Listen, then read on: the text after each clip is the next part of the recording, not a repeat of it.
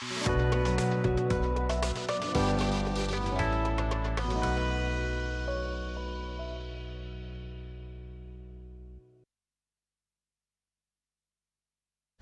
evening and welcome to Behind the Headlines. My name is Timothy Nyangweso.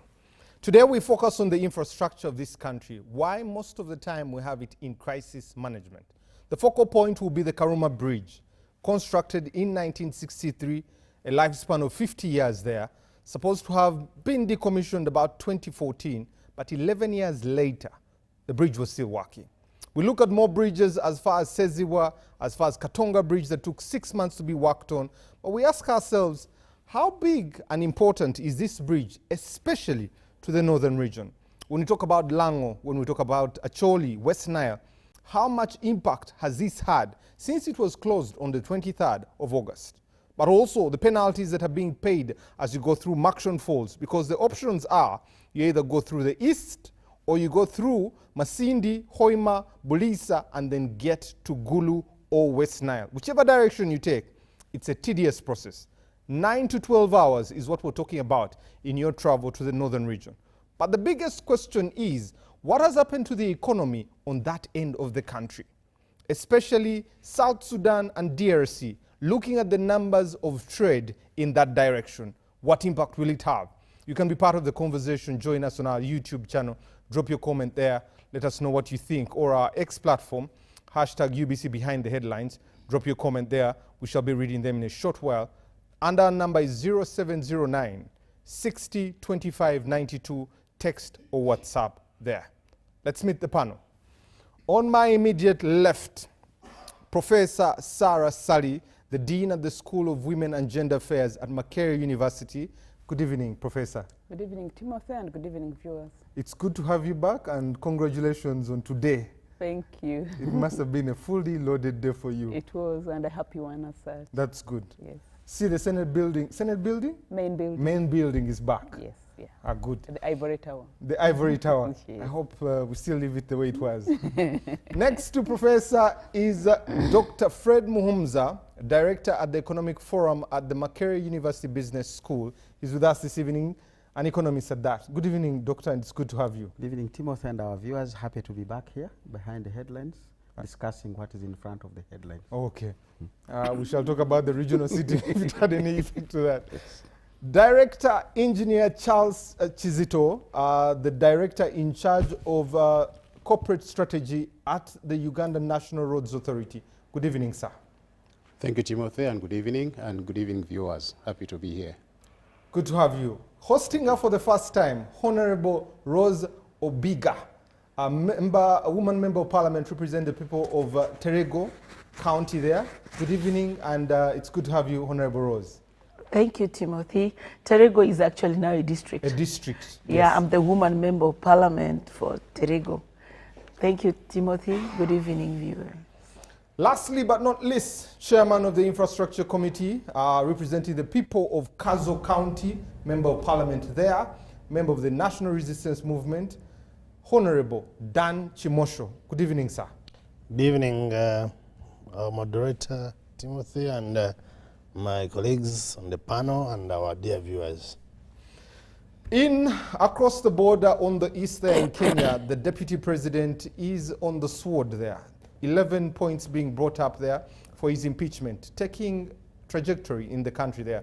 291 members of parliament have put him to the sword. The question is, will it pass? We're giving it about a few days to see what direction it will be taking. Some of those are corruption, and a lot of it is in disrespect to the president there. We want to see what it takes there, but today we discuss infrastructure. Gentlemen and ladies, I would like us to start on a note of the late Onapito Ekomoloit. Many tributes coming through, but I want us to also be able to pay our tributes to him, and I'll start with the Honorable Dan Chimosho there to give his tribute, then I'll come to Honorable Rose, then Engineer Charles, over to Dr. Muhumza, and finally Professor. Honorable Chimosho. Thank you once again, Timothy, and our viewers. The news of the demise of Onapito were very shocking, because in very recent past, I was appearing with him on some media house, some platform, and we're discussing issues. And so life is such, it is really it's unpredictable. So when I got the news, it was so shocking. A very fine man, a gentleman. You know, the former presidential press secretary, the former director at that level, and the board chair. In the African context, is supposed to be full of air, but you'd meet honor in a very soft tone, very simple, full of wisdom. The country has missed the best of its kind, but we can only pray for his soul to rest, and we can only try to emulate the best out of him and pray that whatever went wrong during his lifetime, God forgives him, and may his soul rest in peace. Thank you, Honorable Chimosho. Honorable Rose, your tribute to the late Honor, as we famously called him. Thank you. You see, there is no moment when I ever interacted with Honor Peter and he never opened his teeth. He's full of joy, humor. He never takes anything personal, anything that very serious. There's a lot you can learn from him when you interact with him. And of late, I've come to realize that life is mysterious. A person you don't expect to leave now, you find is gone. It's so painful. Uganda is losing the most core of its population. Just as my brother Chimoso has said, we can't do much. We have to pray for his soul. Honor Peter, we love you. We still had a lot to learn from you, but of course you have left legacy behind. We live to try to follow and move on your footsteps. May your precious soul rest in eternal peace. Engineer Charles, you almost hold a similar docket to his when he was at Nile Breweries. Your tribute to the late fallen Honor Peter. Thank you, Timothy. I actually never interacted with the late Honor Peter, but I was, as a young man, I used to read the Crusader newspaper, and from the tributes that I've actually listened to and heard, he definitely was a man full of humility. He was a very humble man, and is a man whose attributes and virtues that we all should be upholding. May his soul rest in peace. Thank you very much. Dr. Mhumza, you sat on numerous panels with this gentleman. Yes, I did. And numerous discussions, some of them humorous there. Your tribute to the late Honor. Yeah, it's really a big loss to us to have chats with him. Either you're moderating or you're on the same panel. And the humor he would bring in, you'd think he drinks a crate of Nile Breweries every evening until you realize he doesn't even taste any bottle. Then you're like, he's so passionate whatever he would pick to do, and very quite humorous. Today I was reading The Observer and the tribute to him, where he had to change a title that would have really created a lot of interesting chaos. Yes. That I don't want to get into that. But my concern now is Honor is gone, but he's left us with a young family. We shouldn't forget that family. Quite often we get to know the big ones and they move on. 5 years from now, I would want to see that his children are where they should have been when we're still there. So maybe we need to, as friends of Honor, to begin having those conversations on how do we make sure that the family keeps that trajectory. That's the only thing we can do. He has given us 60 days to prepare the burial, and that has another day. That's Honor. He wouldn't just go without leaving us with something to talk about, even in his absence. Rest in peace. As you say, good chaos. Over to Professor, the late Honor Peter, your tribute to him. Yeah, thank you. It was with immense shock that we learned about his death, and largely because he comes like from our generation of the university.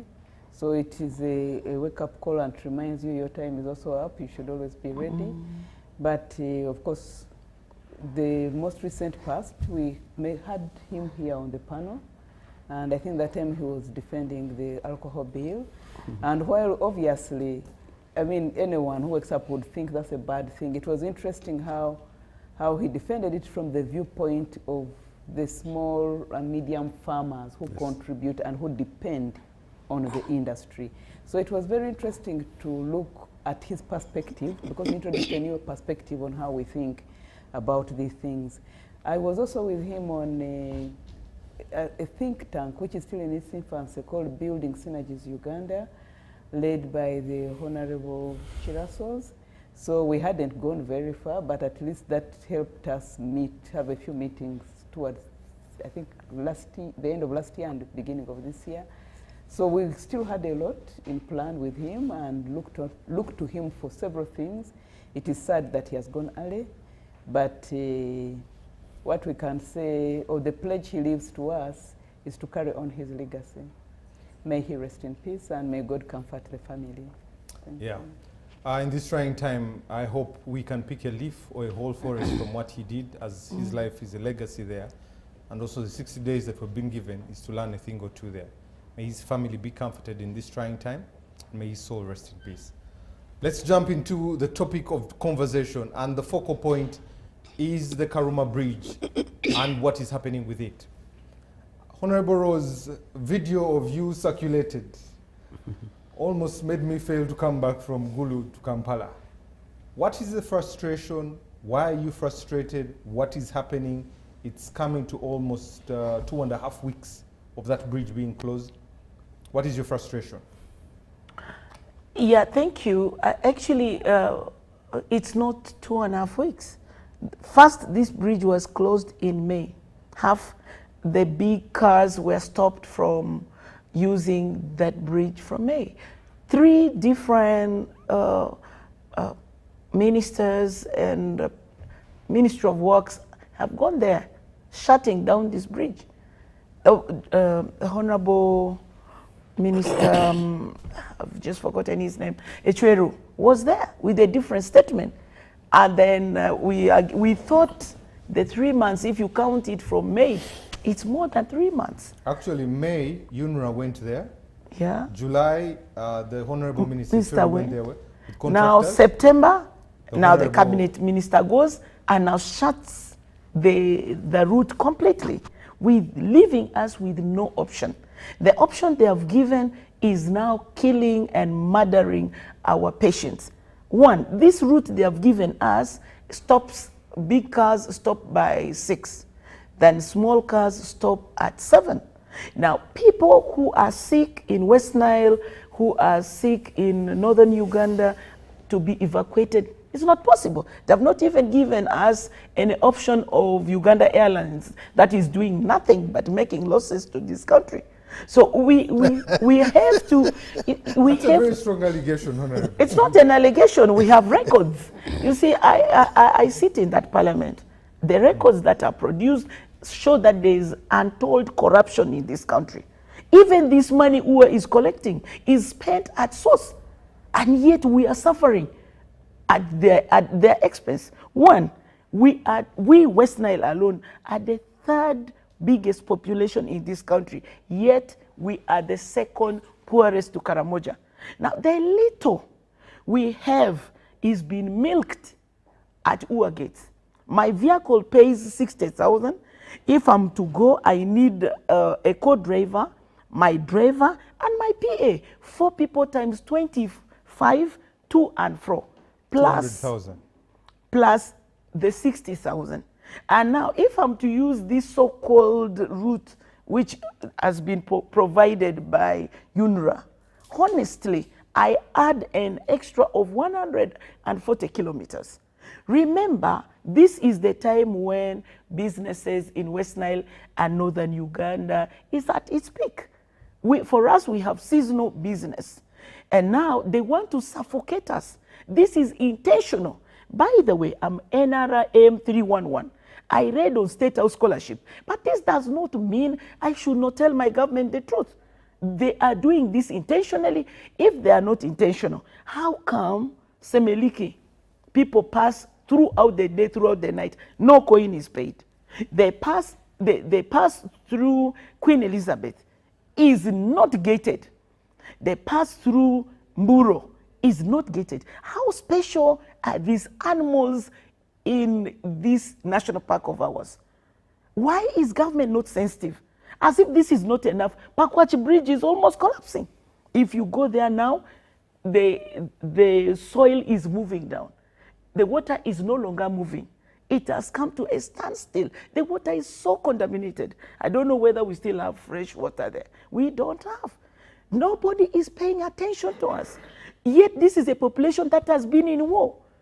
Actually, we need some action, quick action. Maybe they should release these Uganda Airlines flights for us if we cannot have an option. I have lost 8 people from my constituency. And these are voters. Dead people don't vote for me, by the way.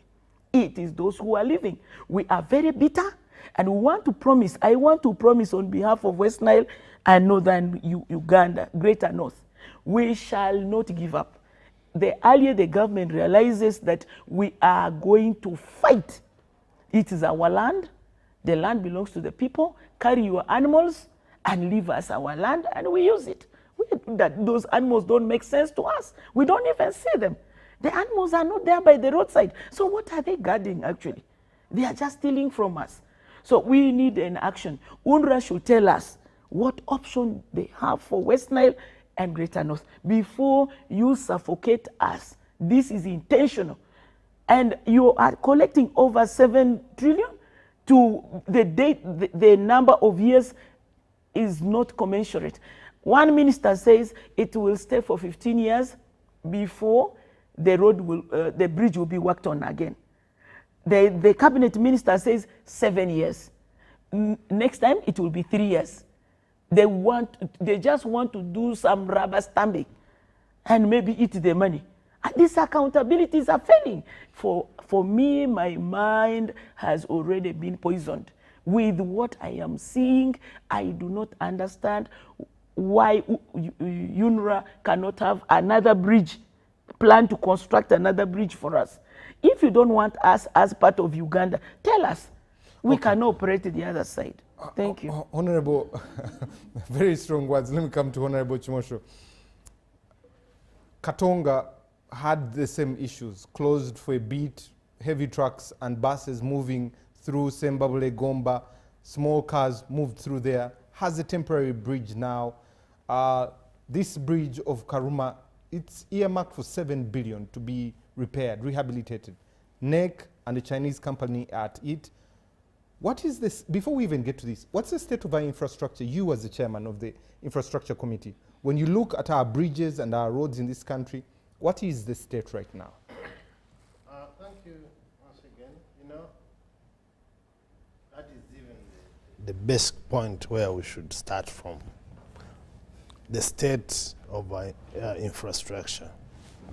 Because then, if we look at Karuma, like you can imagine, in the very recent past, the discussion was about Katonga. As if any solution, permanent solution was offered, everyone is quiet about Katonga. Yet, it is in the same state when MPs and the other activists from the West were saying this is intentional. You can't do this to us. So everyone now is quiet. So then it becomes this other bridge as you go to Jinja. Source of the Nile. Sezibwa. Sezibwa. Then UNRWA says heavy load vehicles don't pass. And as if Uganda, you know, for us, the bizarre expires as the time goes on. Anything that exists with us for some time, it ceases to make news. Nothing has been done, by the way, about Sezibwa. It is the same story, but it ceases to make news. Now we are talking about Karuma. And now that is the news headline for everyone. And you can see everyone is now complaining about Karuma.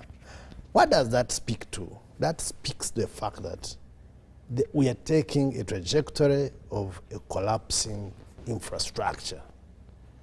And we must be deliberate as a country about it. Even in our recent budgeting, we ought to have addressed our mind and our focus to this challenge. And now you're talking about bridges, and simply because we are now used to Kampala potholes, it is not an issue. So, you know, that time when they were starting, you would go to the garage after maybe 3 days. So when going to the garage becomes routine, it's like taking children to school, so it ceases to bother you. You know, even after 3 days, you must go. And that quarrel stops there. And I fundamentally disagree with my sister that this is deliberate, they are targeting West Nile. So who is targeting Kampala with these potholes? So who is targeting Katonga with the collapsed bridge? The issue of payment, I can tell you with certainty, it is about a disjointed method of work by different players in government. Otherwise, for you to put a tolling road, like you have put, for example, the express highway, you pay at the toll, you must have given people an alternative of a free road.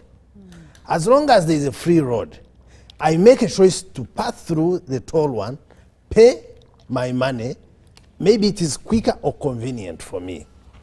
In absence of a free road, you cannot toll on the alternative. Why I disagree with my sister and others that have been following on TV is that we have meetings with the president. The other day we were in Guru with him. I wanted people to stand up and tell the president that we're in northern Uganda, this is the issue. One of the ministers stood up and gave a report that I did not agree with. I'm not from northern Uganda, I'm from western. I am on record. On that answer, you can check. Yes. I stood up and challenged him. I told him, Honorable Minister, you are being mean with the truth.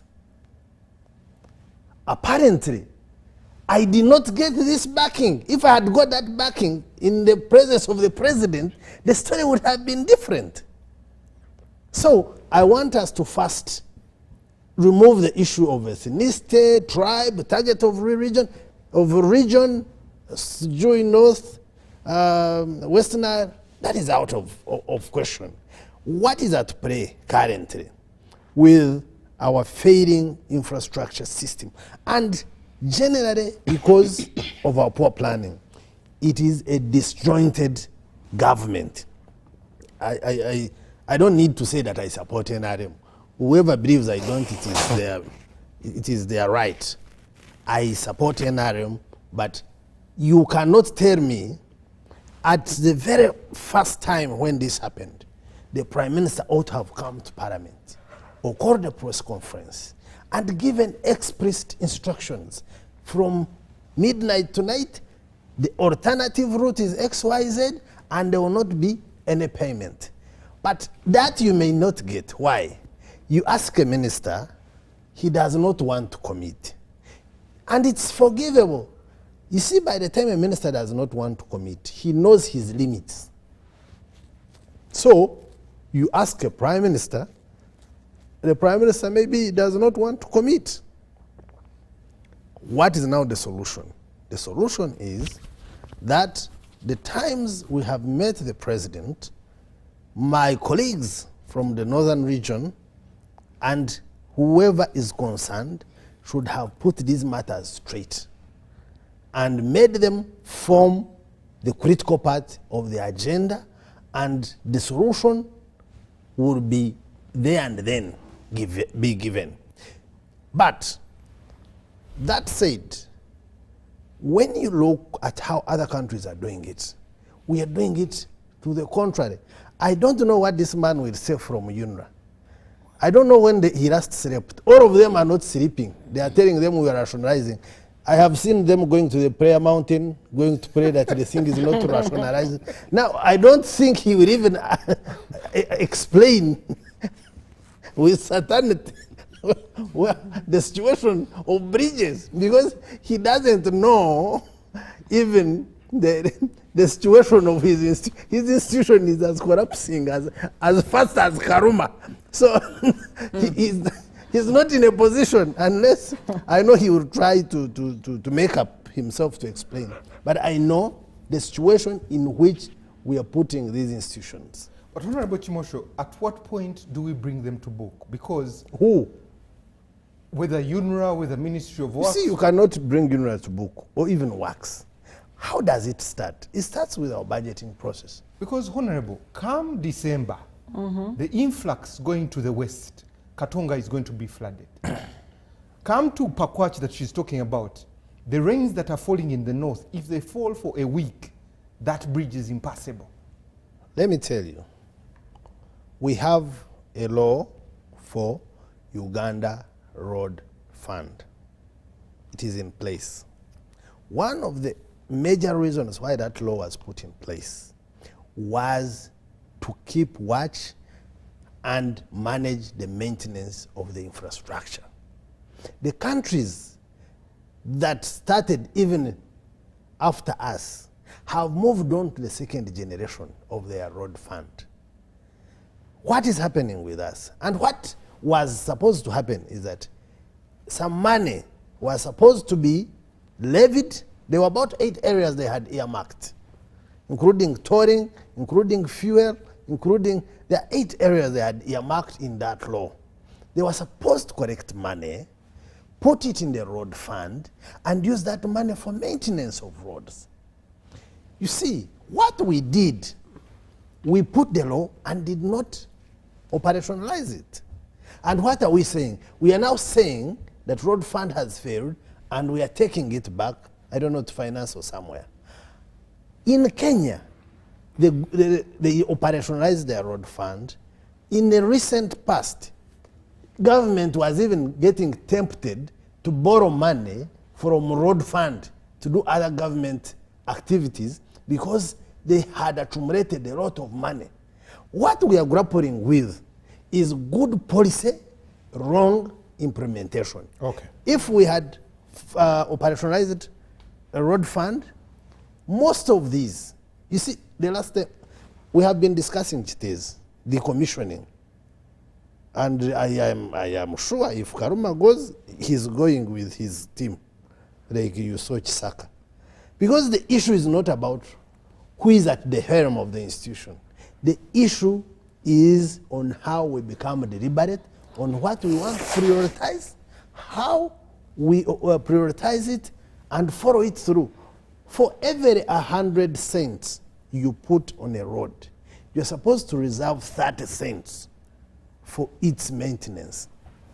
So for us, what we do, you build a road, I equate it to buying a new cloth and never wash it until you dress it up until it's torn and wasted. You never wash it, you never remove it, and you expect it to live longer. Remember, our population is increasing. Remember the number of vehicles. Remember, we have the worst road implementation, regulations and implementation of the law on the road. You have single trucks with sand and everything, destroying roads. No one is taking charge. This one gives an instruction. The high authority gives a contrary instruction. The road is spoiled. You have not reserved the percentage as agreed in the road fund to even repair what you're spoiling. And certainly after his quarrel of Karuma, it is another bridge very soon. Which one is the other biggest? He will tell us. You will hear the same quarrel, and after some time it will subsidize because it will be used to it. I'm sure if they open the park, she will stop quarreling. Okay. And Karuma will remain. And another one will come on board. Let me bring in the engineer. As the technical person, especially looking at the accesses out of the city center, let it be the east, let it be the west, let it be the north. Sezibwa is one that we talked about off air. When you look at this bridge and look at the business that comes from the north and the infrastructure. I also know that there's been shortfalls of revenues to UNRA for the past 2-3 years. What happened? You For visited the last it? 9 years, we have not increased our road maintenance for UNRA. You visited it in May, the minister visited in July, the other minister visited in September. Really, what was happening? Thank you, Timothy. I think I'll start from that, but I'll appreciate if you give me time to give a background, Okay. which is really trying to analyze and think through the root cause, because we are now discussing something that is happening now. We probably can't change. It has happened, and we just have to deal with it right now. But we need to understand and appreciate how we've really got to this. I really thank the Honorable Commissioner. He's really done a good job in trying to explain exactly where, what is happening generally as far as the road infrastructure is concerned. What I'm only doing is to put some numbers to it for us to appreciate what exactly we're dealing with. The national road network is about 21,000 kilometers. Has a good number of bridges, about 450, and that we add several other structures like box culverts. These are all drainage structures which are intended to help us to alleviate water flow underneath and around the road network. Now, the value of that infrastructure, that asset, is in excess of 30 trillion Uganda shillings. And I don't think there's one single asset of Uganda that actually is much more expensive than the road infrastructure. To be honest, we really should be focusing on how to maintain this infrastructure, to maintain its value and make sure it gives us the service that it should. But the question is whether we are or not. Now, in terms of the road condition itself, we expect that this road network, once we've constructed it, whether paved or unpaved, is supposed to deteriorate immediately. Reason, the environment itself, and secondly, traffic that goes onto that road. And then thirdly, the loading, that is overloading. So the more volume of traffic and the heavier the goods that use the road, the faster the deterioration of the road network. So the performance of that road over time, whether you've intervened in terms of maintenance or not, they must deteriorate. That's the law of nature and the physics that behind it. Now, the status of our road network, I think you asked a good question, is we have paved roads, and a very good number of that percentage of that road network is in fair to good condition. But I think for this discussion, what we really want to focus on is not the good stuff, but what is wrong. And about 37% of that network is in poor to fair. Now, when I say poor, it means this is a part of the network that is due for rehabilitation. It means you need to intervene right immediately.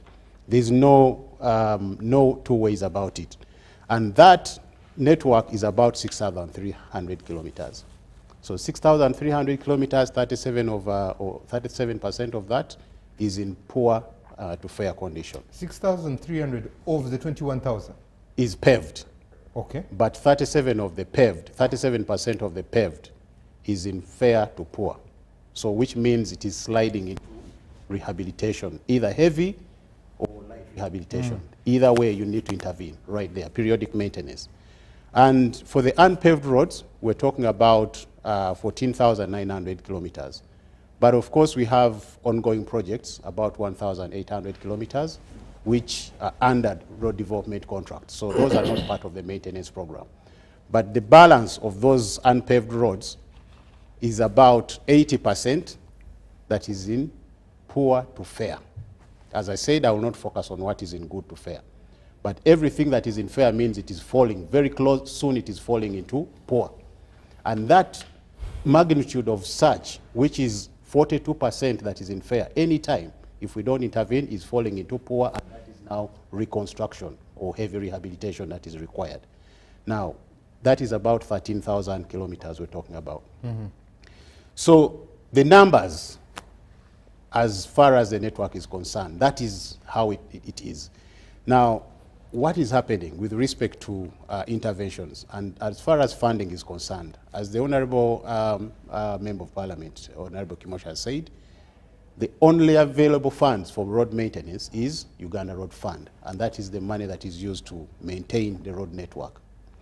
Now, we have ferries that form part of the road network, and those ferries are a standard. They are given because they are crossing the water bodies, and they have to operate, whether there is no room for closing or shutting down any, because they are part of the road network.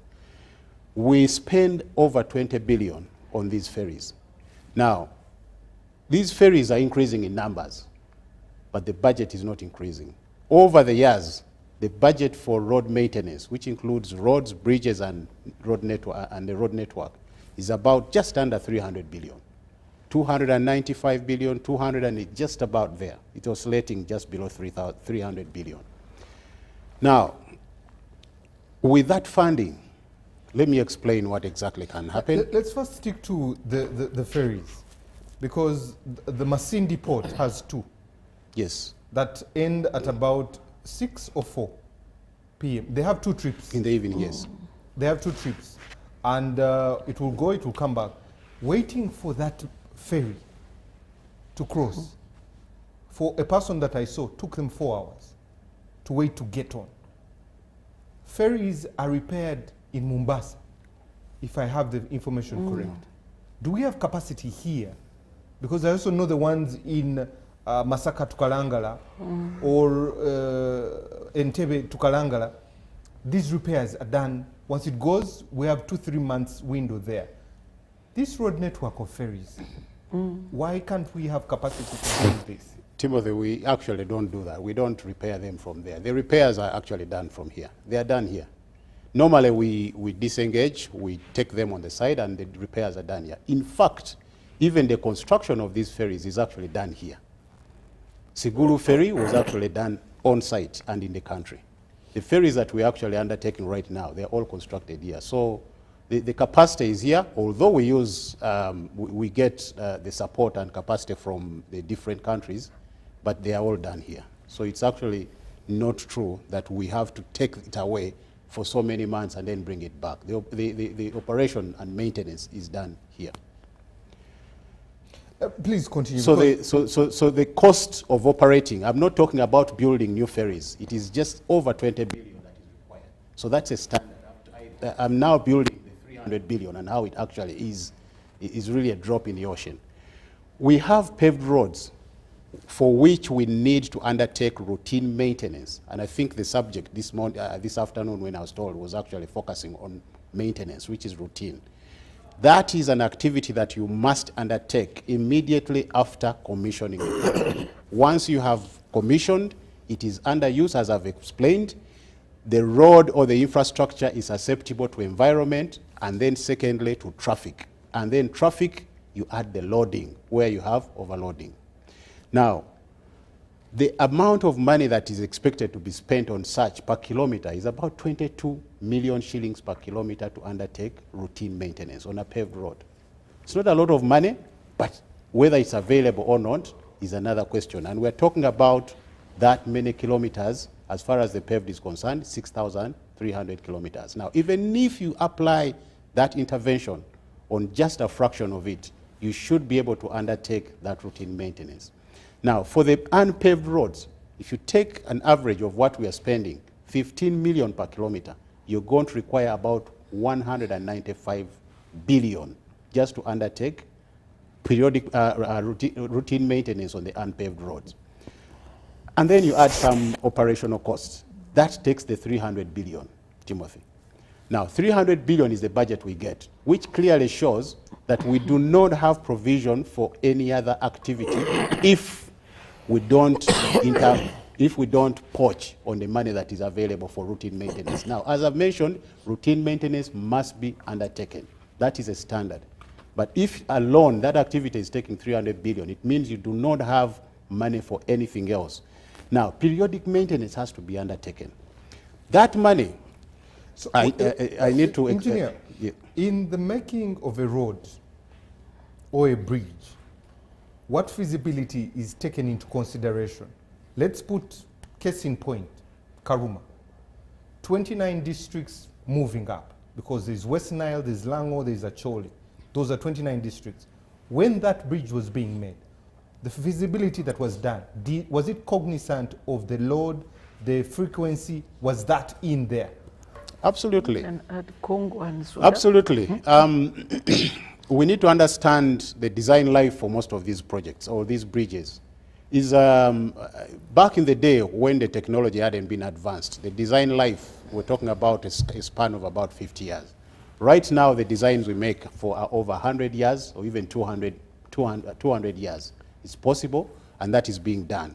Because technology has improved, the method of work has improved, and predictability in terms of risk factors has improved. So it is possible now to increase those time span. So when we are talking about the general condition of all the bridges that we have in the country, we've only been able to replace about under 100 bridges. I think between about 89 bridges in the last since UNRWA started. But the number that I gave you is over 450. The question is, if all those bridges are over 50 years, then we are really facing something that we need to take up very seriously in terms of maintenance to make sure they do not deteriorate fast, control of the axle load control, but also to make sure that our replacement program is moving faster than the deterioration. That is the only way you can catch up. Before I come to Dr. Mhumza, you seem to be pointing fingers at everyone else except yourselves. So let's not have Chitezi, let's not have people pointing at 4.1 billion for excavators. Why are you falling short as UNRWA? The plans are there. Every year we prepare a plan, and we definitely have a plan for the maintenance, which includes all the bridges, the ferries, and the roads themselves.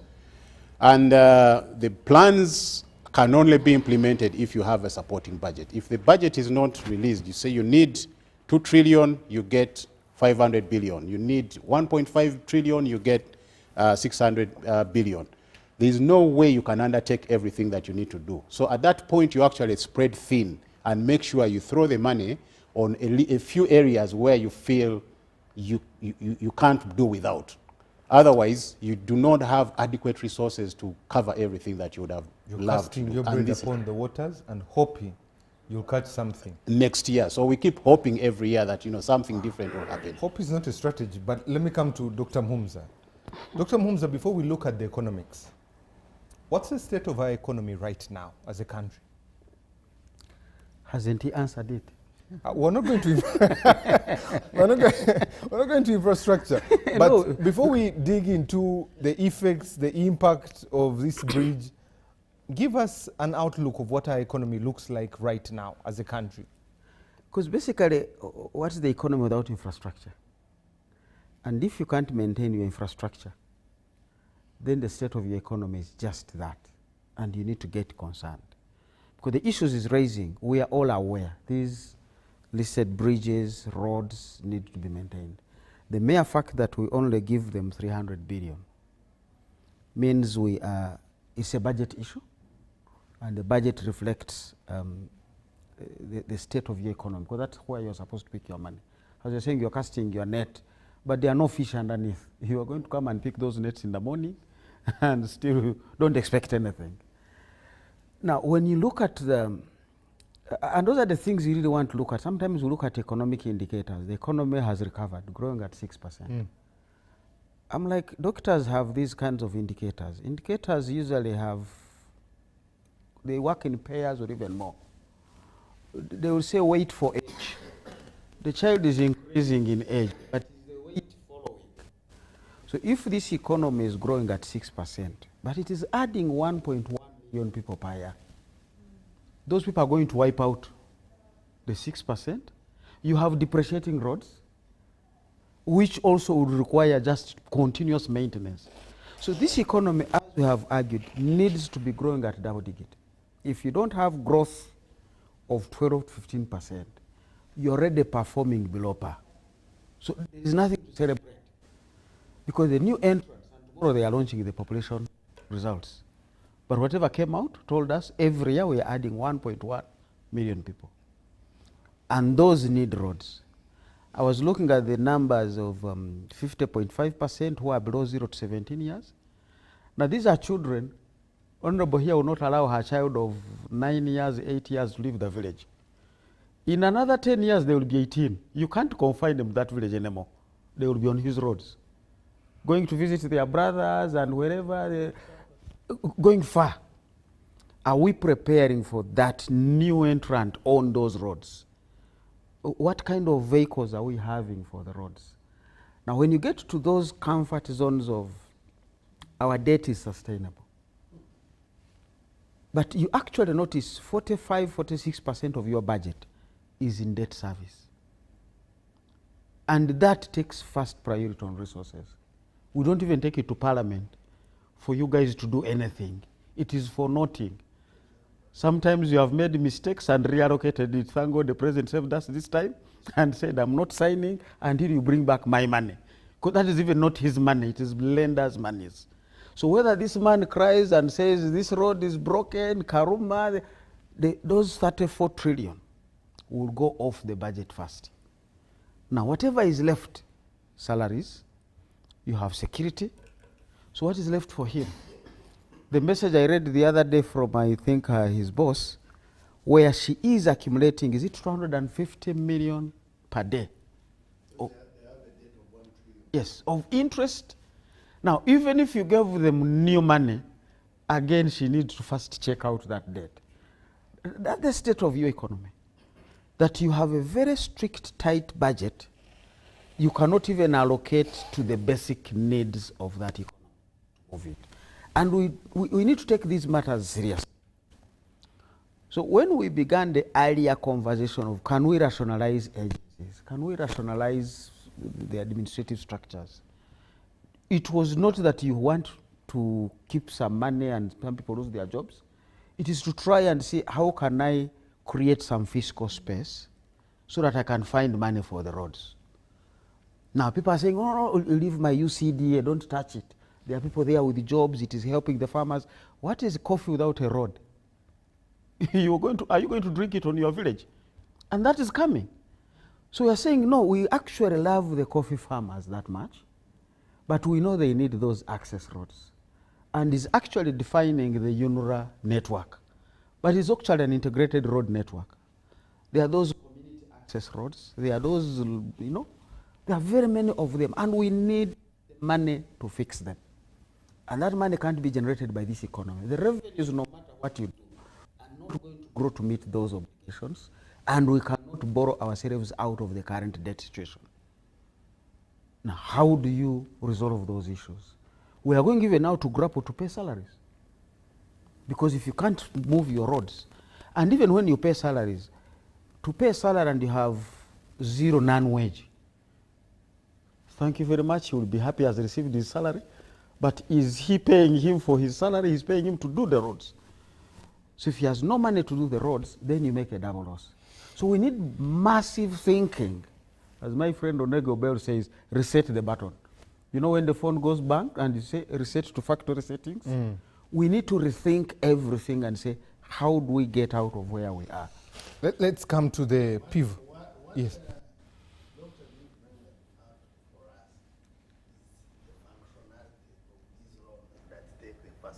On our budget, most of them function. They are performing below 50% for 10 years, 6 years. The worst loans are domestic borrowing, and the report I'm reading for September, you're asking for Bank of Uganda, from Bank of Uganda, State of the Economy, is literally showing us that people are now running to borrow more on the 2 and 3 year bond. In economics, we call it an inverted U. That the interest rates are higher for the short-term end bonds. They expected to be higher for longer term because people are committing their money for the long term. You need a higher rate to attract them. But the moment they begin to crowd at the short end and the rates go higher, people are beginning to expect you might default. Let me recover my money quickly. Now, the biggest debt challenge is actually on the current domestic, not those loans of the World Bank and IMF, but you raise a good point as well. If they are not delivering, you have a problem. but also it's the financing model. Because you will go to World Bank to develop the loan, but he's saying maintenance is not going to be on the World Bank loan. No. And quite often we only borrow to construct. Now, how do you maintain? That is a gap. If you have an empty road fund, Dr. Mhumza, just sticking with you, when we looked at some of the reports that came through, showed that our exports to Congo, Kenya and Uganda are doing so well. yeah. Our exports to South Sudan were doing so well. But the closure of this bridge, Yes. what impact does that have? And let's even take it further to Omuntu wa Wansi. If you come from Kafu, move to Kamdini, there are ladies there that are selling oranges, that are selling chitaferi, that are selling all these fruits, muchomo, all that whole journey there. What has happened to them? What impact is that to the economy? You can actually talk of those ladies. I was discussing with somebody who, from her constituency, who said they were paying 20,000 from Terego and Marasha to come and Buyari. Buyari just after the bridge. Now they are paying 60,000 because they have to go a longer route. Now, on top of that extra cost, there are the people who are not even selling by the roadside anymore. So they are now saving. Even To then, do they that used journey. not to pay lodge fee. But this time, you can't make a return journey. If you arrive in Kampala by 3, then in the night you go back. Yes, you'll go back. But we no longer do So that. this is the unsaid story, that when a bridge is closed, Sudan is our #2 destination of exports. And some of these exports come from the south. There is that extra cost. Are you still going to be competitive when you get to Sudan if you add that extra cost? But also you're saying now the East African is really indicating to us, Tanzania is edging us out from our own markets here and from the markets in DRC. They are more competitive than us. The imports from Tanzania to Uganda have hit 1.2 billion from 50 million about 10 years ago. So what is it that Ugandans are not doing right that we have to import things worth 1.2 billion from Tanzania? And remember, when they come from Tanzania, URA cannot collect taxes on them. This is East Africa. So URA has a shortfall of close to 600 billion just because of that policy issue. That would have helped to finance the roads. So we need a reset, to rethink most of these things. Don't patch. Sometimes these engineers do a good thing and say this road is beyond patching. And that's what I think they are doing on Karuma. We can no longer just patch. Can you leave us do our thing? But me, I'm even thinking on the longer term, we definitely need another bridge there. Whatever they are doing, we should be looking at it as another provisional measure. Actually, they should tell us how long this repair they are doing will take us. Is We're it going 7 or to come 15? to that, Honorable. He'll give us an They told us explanation. 16th of December they will open. I hope they are on track. That is if we have found the money for them. So, They were looking at pre-financing. Dr. Mhumza, before I come to Professor, here, what is happening to these people?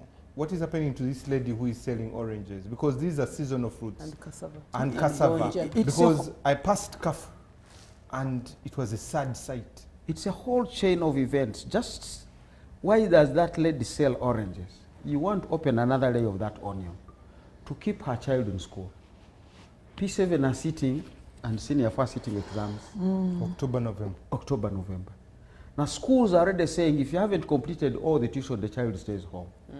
So that child who is supposed to sit P7 is possibly sitting at home, waiting for him to pass by and buy her cassava, then she sends that child back. So there's a whole network of things if you look at the impact of this on Muntu wa Wansi, or actually they say the common person. There's no Muntu wa Wansi anymore. They are with us, and as long as they are having problems, a pinch of that sometimes comes to us. Because as a honorable, they will come to you and say the child is home. You too are going to feel compassionate. This child needs to sit senior 4, they are starting in 2 weeks. Thank you very much. Professor, And let me they come- need to get to professor's class in Makerere eventually after And P7 and PEF senior in the 4. first 3 weeks. And pay and fees Brefi there. is in the first 3 weeks and see the new chancellor. It is Professor, as a social scientist, as an academic, 1.4 million refugees are sheltered in West Nile. That is pressure on the social services going there. When you look at such a predicament, what is your view, especially on how we move forward from here? How do we support this? And what impact will it have? Wow. Thank you, Timothy. You brought in the dimension of refugees we hadn't thought about, but it shows how serious this situation is. It goes to complicate this situation further. In today's Monitor, they had simply reported about the socio-economic crisis in terms of access to services, in terms of the cost of transportation, and how this was really bad. And it is actually glaringly bad. But I think I would like to agree with all the other presenters that we are actually here because of the weak nature of our economy. Whichever way we may want to debate it, you know, it's not about wishful thinking. It's we must have the money. For us to get the money, you must tax. For people to get the tax or the money to pay taxes, the people have to be well facilitated to transact business. But as you say, of course, the business was already bad. I mean, in this country, we pay some of the highest taxes in the world. But also the fact that now this has actually wiped out their saving and maybe wiped out their capital in each and everything. So it's a very bad situation. And the dimension you bring in of refugees is actually very sad. First of all, we appreciate that West Nile has a lot of refugee camps. I mean, if you're talking about Bidibidi, then the ones, not Oruching, I think. There are a number of refugee camps, Rhino camp, and I don't know which other camps. There are quite a number of big camps there. And we're also talking about this in a time when I think UNHCR was reconsidering reduction of some financing. Yeah, they have done it. And they have done it, they have cut. They initially cut during COVID, they in 2020, and they've continued to cut funding to funding support to refugee camps. And now we have this crisis. So where the service is going to come from? Because already the pressure was on, but from what Honorable said earlier, they were even transporting or getting onto vehicles to come and seek health care elsewhere. So even that is cut off. So the little that is there, there's already pressure. And yet, even when they have the means, they cannot easily access. Because even the countries that neighbor us rely on Uganda for some of these services. Whether you're talking about South Sudan or you're talking about Eastern DRC, they have all been coming to Uganda for these services. I think the situation is worse than we thought. Probably it could have been planned better. Like people said, you don't charge a route except if you provided a free alternative. I think that's bad. We grew up in the 80s and 90s when we had the war in northern Uganda and Karuma was impassable, when people would take the route via Soroti. But I think that is not an alternative now. It would kill business because it would even be longer than the issue of the park. So where does this leave us? It leaves us actually in a very dire situation. But beyond the refugees and the other things we have talked about, as a social scientist, it goes back to speak at the uneven development we've had as a country, which is a carryover from the colonial structuring of this country. That you find some areas were zoned for producing labor for the plantations. So West Nile was one of those areas which were actually gazetted as labor reserves. The other one was Chigezi. But you know, Chigezi has sort of picked up because of the geopolitics now and who is in charge. But West Nile continues to be that. I was surprised to read recently, I think it was last month when they were put on the national grid. And the question is, what have they been doing all along? You know, there are things we don't think about. When we were at campus, it was the issue of the ferry. If the ferry left you, our colleagues from campus would not make it that day because the ferry. So the question is, what is it about this area that continues to suffer this crisis? And it has polycrisis like that, you know. You have issues of the refugees, you have issues of limited services, you have issues of transportation like we're now having now. The trade is going to suffer, the health is going to suffer. But this part of the country has been part of the country for areas. And maybe, Honorable Kimosho, that's why sometimes people feel these sentiments that why us, even when everyone else is facing this. Because there's something about West Nile. And you see, to understand why you have such a crisis on such a part of the country and why it has had limited infrastructure for a long time, in spite they having generated very clever people from there and the rest, is because of the way it was designed. And we have to review the colonial model and ask what more can be done. It shouldn't just be the place where you dump refugees and a place where, how come that for all these periods we have been colonized, I mean independent after colonialism, we are also dependent on this one thing called Karuma Bridge, and that if it is closed, we suffer. This is an encouragement for us to think deeper and to think what else should we do. But of course, we also share the plight of the engineers, and the engineers, like him and many others, know what to do. But their hands are tied, that our budget doesn't have much in terms of infrastructure repairs. We get budgets to do things, and also because our population is very young. I mean, Dr. Mhumza talked about our population, but also we have to add in the demographics. Yes. Most of it is dependent and it is young. So that means it is reliant on the state for survival, okay? So you have a bulging population, which is very young, but also which is very dependent because there's not much production that occurs in this country. And even when the production is there, there's not much servicing around it. The other day, I think Afande Kale Kaihura released a video about this kind, that even the financial services that are there are not for production. The financial services in terms of credit are designed around trade. So if you're into farming, again, you'll suffer for a long time because you have to be paid. You have to begin paying the loans even when the crops for which you borrowed the loans have not started production. So we are in this dire state. So the questions around our economy are serious, and we have to rethink that economy. How do we kickstart our economy as it is? And the sad thing is, in this country, we have scattered around that issue of the economy by blaming so many things. You sometimes blame scientists, they are not doing enough. You blame universities for teaching useless courses. You blame younger people for not being very innovative. You blame the youth for being so entitled. And now we wonder why there's no infrastructure budget. The real elephant in the room that we need to address is we have a weak economy. How do we put our heads together and kickstart, or we reboot this economy so that because why do we tax so heavily for the kind of population we have, for the kind of economy we have? So we are just tying ourselves up all the time, and one day some of the things will come to a standstill. Okay. So we can produce the good engineers who know what to do, but they're not going to work with their hands. They need facilitation to do this kind of thing. The policymakers are there, the economists are there, they understand. The MPs are there, they understand, they're representing the people. But without the resources with which to work, we shall just keep going round and round in circles.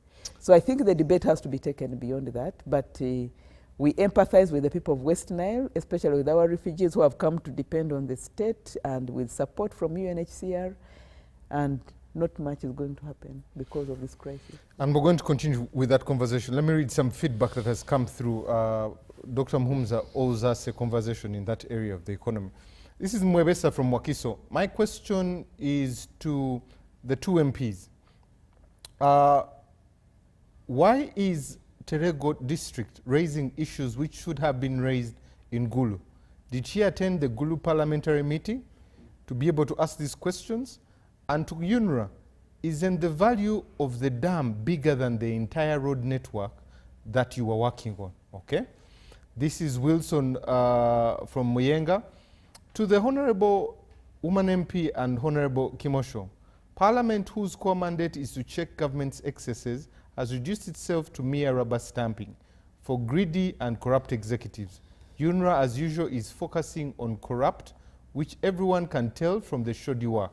Uganda Road Fund is in the same bed of roses with UNRA, Parliament and government.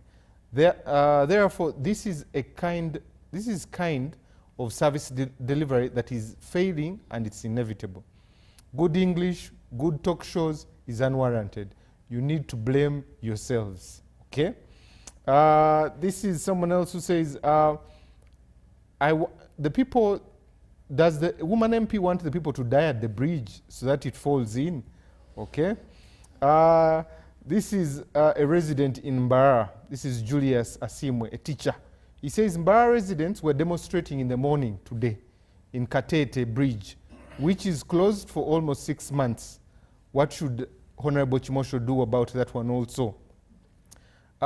This is Jamilia from Koboko. We know, as the president said before, that the priority of the development of Uganda is ensuring proper development, key infrastructure in the country My expectation from this statement is the concerned ministry should profile the assets in order to organize them timely and do them. Finally, good evening, Timothy and the panelists. It's really disturbing to see travelers paying exorbitant amounts to travel. How can a passenger in a bus become a tourist, really? Let this government learn to be honest to Ugandans, especially in such situations. It's sad to have such travelers become tourists. Northerners deserve better. This is Toko Ahmed. Thank you very much for your messages. Let's take a quick break. When we come back, we'll be wrapping up this conversation and trying to see what solutions we can mend going forward. This and more after this break.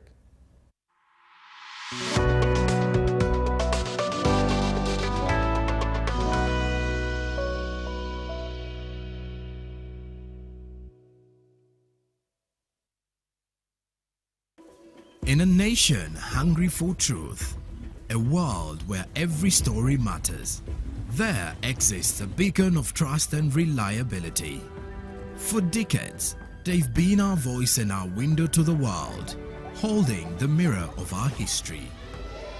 With 4 TV stations and 11 radio channels spanning 27 languages, they stand as guardians of information, defenders of truth.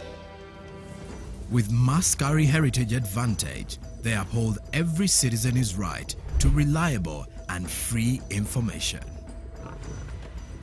Their archive stories shaped our past and illuminate our present. Yet now, as new challenges arise and the world evolves, their mission faces its greatest test yet. Be part of our journey and let's navigate the unknown, uncover the untold, and safeguard our future together. Tune into your public broadcaster, for it is the intersection of trust and truth. Because to UBC, your story, and every voice matters. UBC, inspiring Uganda. Uganda fire! Endiba fire! Aboda fire! Uganda! Bannange mwebale okulaga boya nga Uganda ezanya konge Nambole twabalaga lwaki Nambole bakayita kattiro mwayiwa w'omubiri nga bulijjo kati nga 11 Oktoba Uganda Cranes ejja kubanga eyambalagana ne South Sudan wali Nambole sawa 10 ez'olweggulo ng'ekyoyina okukola leeta fire tuwagire ekitabangawo okugula tikiti nyiga star M65 *2 oba genda mu Momo app onyiga wali buy ticket anti awo etikiti egula emitwalo 2 gyokka bw'osasula kashi eba y'ebiri kitundu ng'ate Nambole ogendera bwerere mu train ecupa za Nairo special 2 ezisooka ziba ku siringi 10,000 bw'ogula ne Momo anti MTN egabudde Uganda Cranes fire MTN fire bikutuusiddwako MTN omuwagizi w'omupiira gwa Uganda namba emu nga tuli wamu tewali kitulema.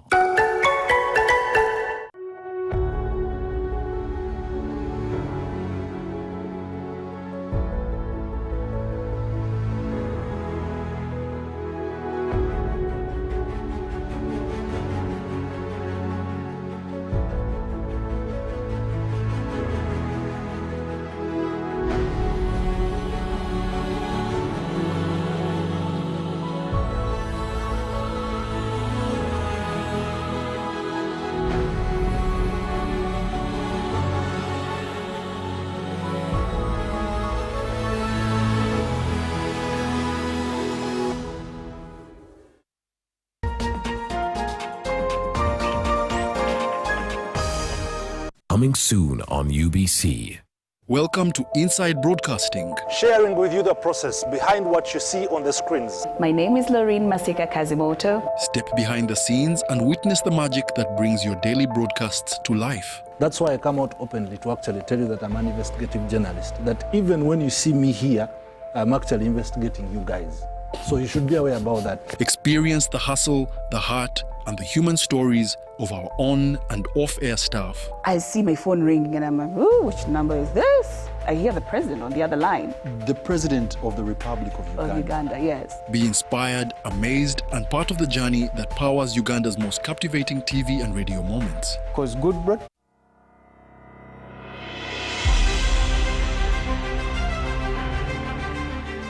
Independence Day is observed as a national holiday in a country. Uganda became an independent sovereign state on 9th October 1962.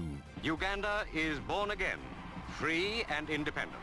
This event holds an important position in the history of Uganda as it marks the country's freedom to self-rule from its colonial masters. Uganda and the people have made significant strides in 62 years, like improvement in economic growth, education, agriculture, peace, prosperity and political stability. This year's 62nd celebrations will be held under the theme Independence Day, a recommitment to secure and fortify our destiny. Join us on Wednesday, 9th October 2024 at Busiko Teachers Demonstration Primary School grounds, Masafu Town Council, Busia District, as we relay the celebrations live on UBC TV. Inspiring Uganda.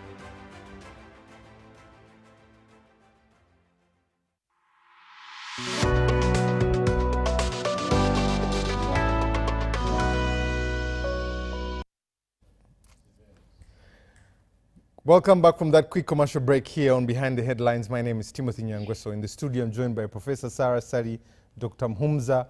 I'm joined by Engineer Charles and Honorable Rose, and finally, Honorable Chimosho. We're discussing the infrastructure of this country, its state, what should be done, but especially, can we find solutions with this population that is growing? With all emerging issues, what can we do? This has got my eye, so I have to read it before I get to Professor. This is Justus Mohanji from Guinea. He says, thank you for the show. For many years now, UNRA does its work as road blockers to bring companies, as brokers, to bring companies in and to get a percentage. Look at the UPDF. They have developed into contracting big projects.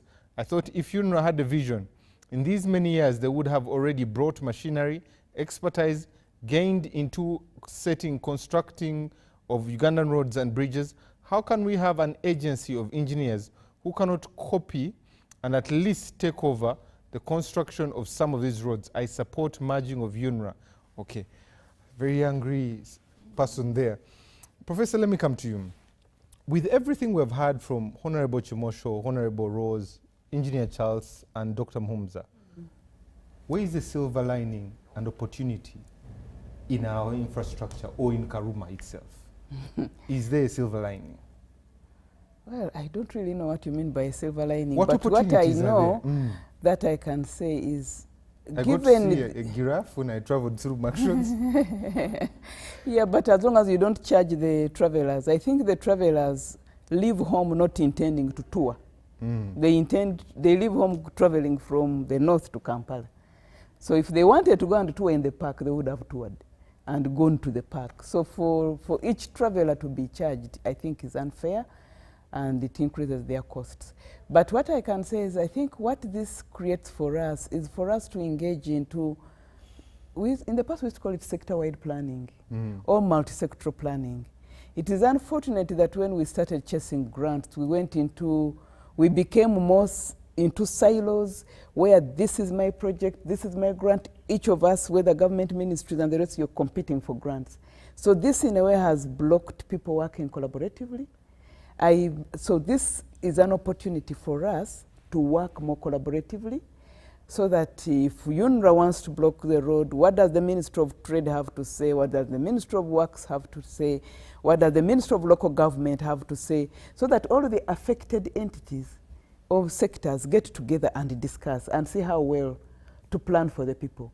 But if we don't do that, indeed we shall save lives by blocking a bridge, but create more problems, either poverty and collapse in families, create more social ills, like if those people were previously surviving on selling their cassava, but now they have to take to prostitution to survive, that creates more social ills, more unwanted children, more HIV. So I think the silver lining for me is for once it is going to get us to think together. If we are open to that, we have to think and plan together. All of the sectors affected, how then do we come up with the best way? The issue is not to defy expert advice of closing a bridge. If it is not safe, it is not safe. You cannot force through that.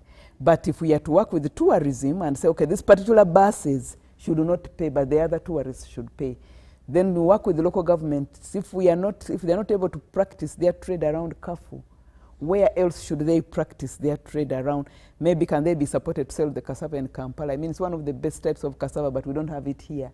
You have to travel up north to find it. But I think it is also a call for us to go into value addition for the people who actually are on ground.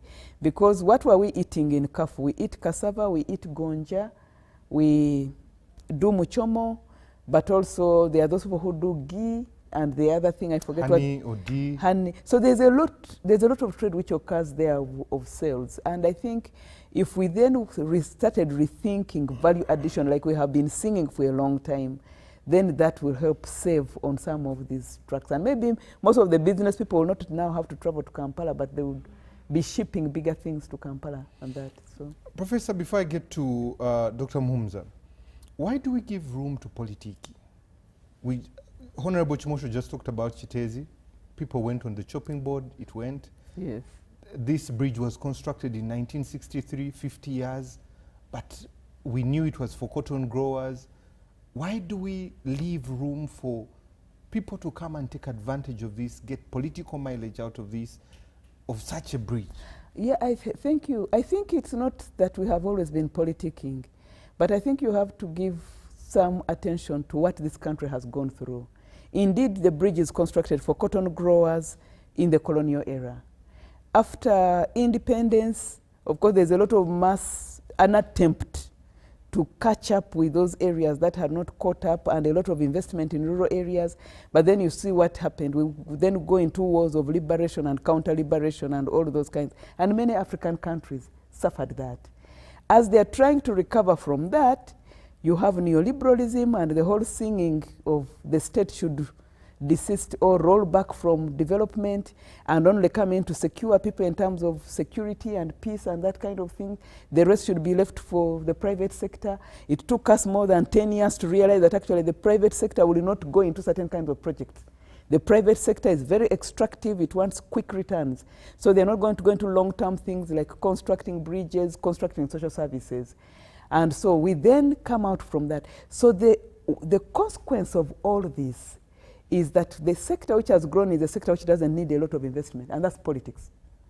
So we are all aspiring to be politicians, others are aspiring to be, I mean, it seems to be the pathway for people who are just beginning their life as their careers. So, I mean, sometimes it gets interesting when you see young people coming from university and then they're running for politics, and sometimes actually they win. So then this creates an incentive. But also you find that the universities or the higher education institutions also have a lot of politics. So the younger people are coming from there as guild leaders and everything. And then you come to the level of the national level, we have political cycles every 5 years. So if you lose an election, you begin becoming an opposition to the one who has lost immediately. So while other sectors are growing, the political side of things has grown faster than everything else. So it's not surprising that that then comes out more amplified. So when a bridge is closed, so we shall take the political dimension, because that is the discourse that has grown much more than the development discourse. Because when Dr. Muhumuza comes, he talks a lot of figures around debt and what we are doing daily, and people do not really relate to that. But it's easier to say, the other MP is hopeless. If you vote for me, I'll be better. But also then the MPs also posture as people who are going to do things better. So the MP is not talking, these days you don't just compete around representation. They also campaign on bringing bridges, bringing roads, bringing hospitals. I am the closer one to the establishment. If you vote for me, I'll bring this. So then the community actually sees these are the ones bringing things. They may not even realize that there's UNRWA behind that bridge. The issue is what is our MOP doing about this? So we have been caught up all in this kind of quagmire where the MPs are expected to deliver what actually they shouldn't deliver because it's beyond their mandate. They also don't have the resources. But then and like if you're on tribal WhatsApp groups, we belong to tribal WhatsApp groups, whether of our villages or our whatever, what is there every day is politics. It is bashing the MOP. And what are people actually, what is behind that bashing? It's because my child finished university, I went to the MP to get me a job, and the MP couldn't provide the job. So that takes on a political dimension of this MP is useless. Or maybe you wanted a loan, or your relative died, the other one is sick. So the MP is the provider and guarantor of many of these things, but they cannot do that. So the response to that is a political one. If we remove that MP and bring another one, things will be better. So I think we need to encourage people to look beyond politics, but also that means we need to give space to people to discuss other things like politics, like not politics, economics, the PDM and everything. Okay. Because the politicians are discussing, the other sectors we are not discussing. So that's why people are caught up more in the politics. Yeah. Dr. Muhumuza, with our pending conversation, we shall give it a date very soon. But when we look at transport, for a car to go through the park, you pay 40,000. For each person in that car is 25,000 if it's a small car. For now, if you want to go through the park clearly, you also have to pay an extra fee for a place to visit because I paid the 10,000 to be there. Transportation, trade, tourism, which horse, which cart should we put before the other? Especially looking at this bridge and what needs to happen in the Greater North. As I've said before, logic is everything. The moment you lose logic, you have no locus for your discussion. What is say 2 is 2 because there is 1, and we all know you begin at 0, but they have some negatives. You are not even going to see an animal. I've been in that park. If you really want to see the animals, very early in the morning. So don't even call this guy a tourist to begin with. And the animals are not waiting on that road. Except the baboons which want a banana and have already been told don't feed them. So that person by default is not a tourist. It's a road going through, like this road crosses Queen Elizabeth and goes through. Now you want also to come back and say, is this actually a Uganda Wildlife Authority road for them to manage and control it? Isn't it a national road? Who is paying that loan? These are the kinds of discussions you want to have. And I remember when there was, and it's the whole discussion on the Jinja Expressway. People are saying you want to put a expressway and then it's a toll road. How come others are going to their homes without paying? And I remember we had serious conversations when we were doing the Entebbe Expressway. At the discussion level, people wanted us to broaden the current road and put a toll. But we say there are some people who stay in Kajansi, others stay in Kisubi, these are their homes. And that's why the idea came to say, put a toll road, but leave an alternative road for people who have to go to their homes. Those who want to go in an expressway. So that's the logic of the discussion you want to bring on the table. So these are roads supposed to connect the north from the south. And sorry we were found napping that we didn't put enough, but even give credit to government that road had already been done. What if it wasn't there?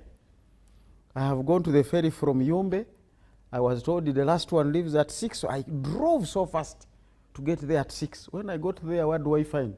No, it hasn't been working for a week. And even the district official who told me to come was not aware. Now they told me go to Laropi, which is another 60, 70 kilometers away on a Maram road. I had to rush there, found a whole chain of vehicles. Cut the long story short, I go to Kampala at 3 a.m. because I had a meeting in the morning at 9. This is how difficult it is. Now for me, it's just a meeting. But this person who has so many things. There is a trader who has to deliver eggs and pineapples. This is your state of the economy. That's the importance of the roads. Now for me, we need to get back to the logic. Even before you discuss whether UNRA should exist or not exist, what do we want to have as our strategy to maintain the integrated road network? And it's an integrated road network. How do you say to people, nobody sleeps on a UNRA road? Because I used to have a minister in finance who would tell me, but Muhumuza, we have done now, you can drive on tarmac from Kabale to Karamoja. I said, but who sleeps on those roads? The problem is that last mile. When I branch off the UNRA road, that is where I spend my 6 hours to do 3 kilometers. Now we are doing the Kampala roads, everybody is excited. You drive off Nigeria and try to go to your home. Where I stay, we are raising money with my neighbors to do our own road because we no longer have a road. It's really a garden. So we need to get to this conversation, and this is where the politics comes in. Politicians will say every district must have a road unit. Some districts have no engineers. Some districts are so tiny that a road unit will be underutilized. You need to merge them. But because we have brought in these things following the districts, which are now more political than service delivery oriented, that there must be a parish, no, I mean a primary school in every parish.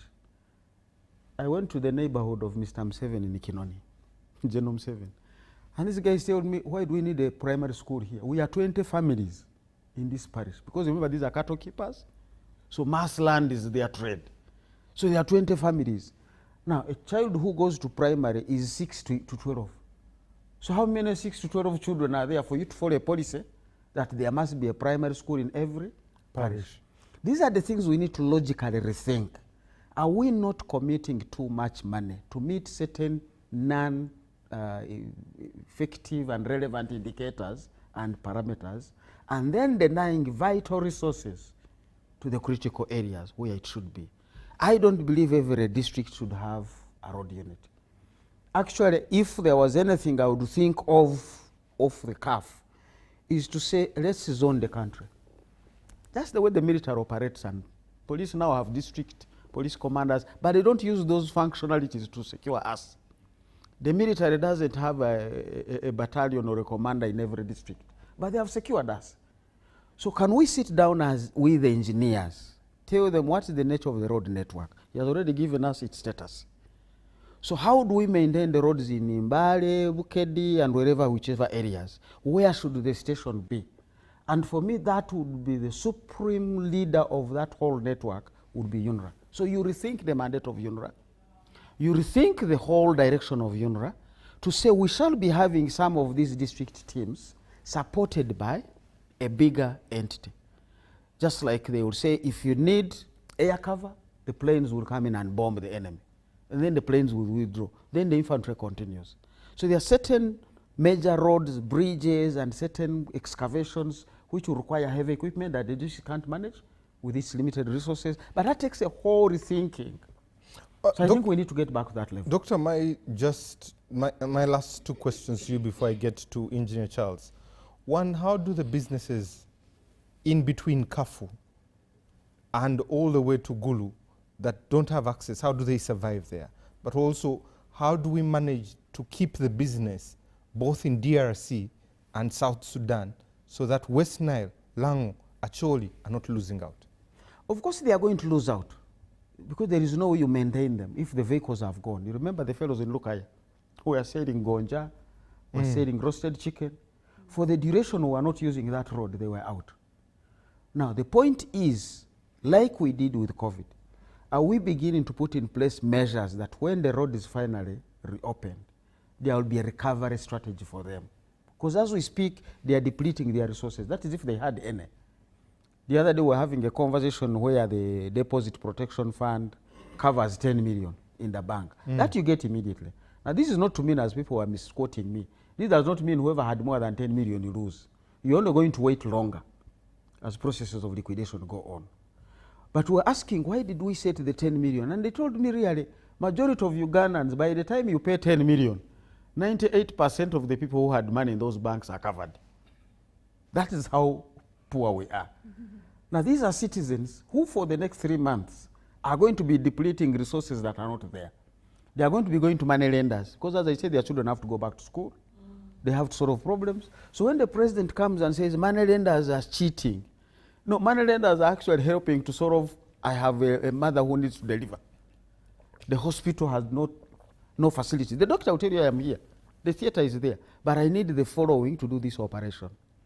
This person can't let their patient die. The only source of money at that point in time is a money lender. If we had a system functioning, the money lender would go out. So we're not going to legislate money lenders out of this market. But now we are saying, can we now begin to put plans in place? How will these people recover? Just like we did for COVID. Of course, many didn't recover. So for me, there are those that are going to be affected. There are few who may relocate. The taxi touts may follow their taxis and move on to elsewhere. Whether they fit there or not is another business. But certainly we should have a recovery plan for some of these places. Okay. And also, you don't want to just look at these areas. As we've said, many other bridges, like as listed them. A bridge may still be functional, but if the road is not functional, also these other traders in the middle of Ruero, in Chivoga, in Mpigi, are suffering. Because those extra costs have come to them because of the nature of the roads.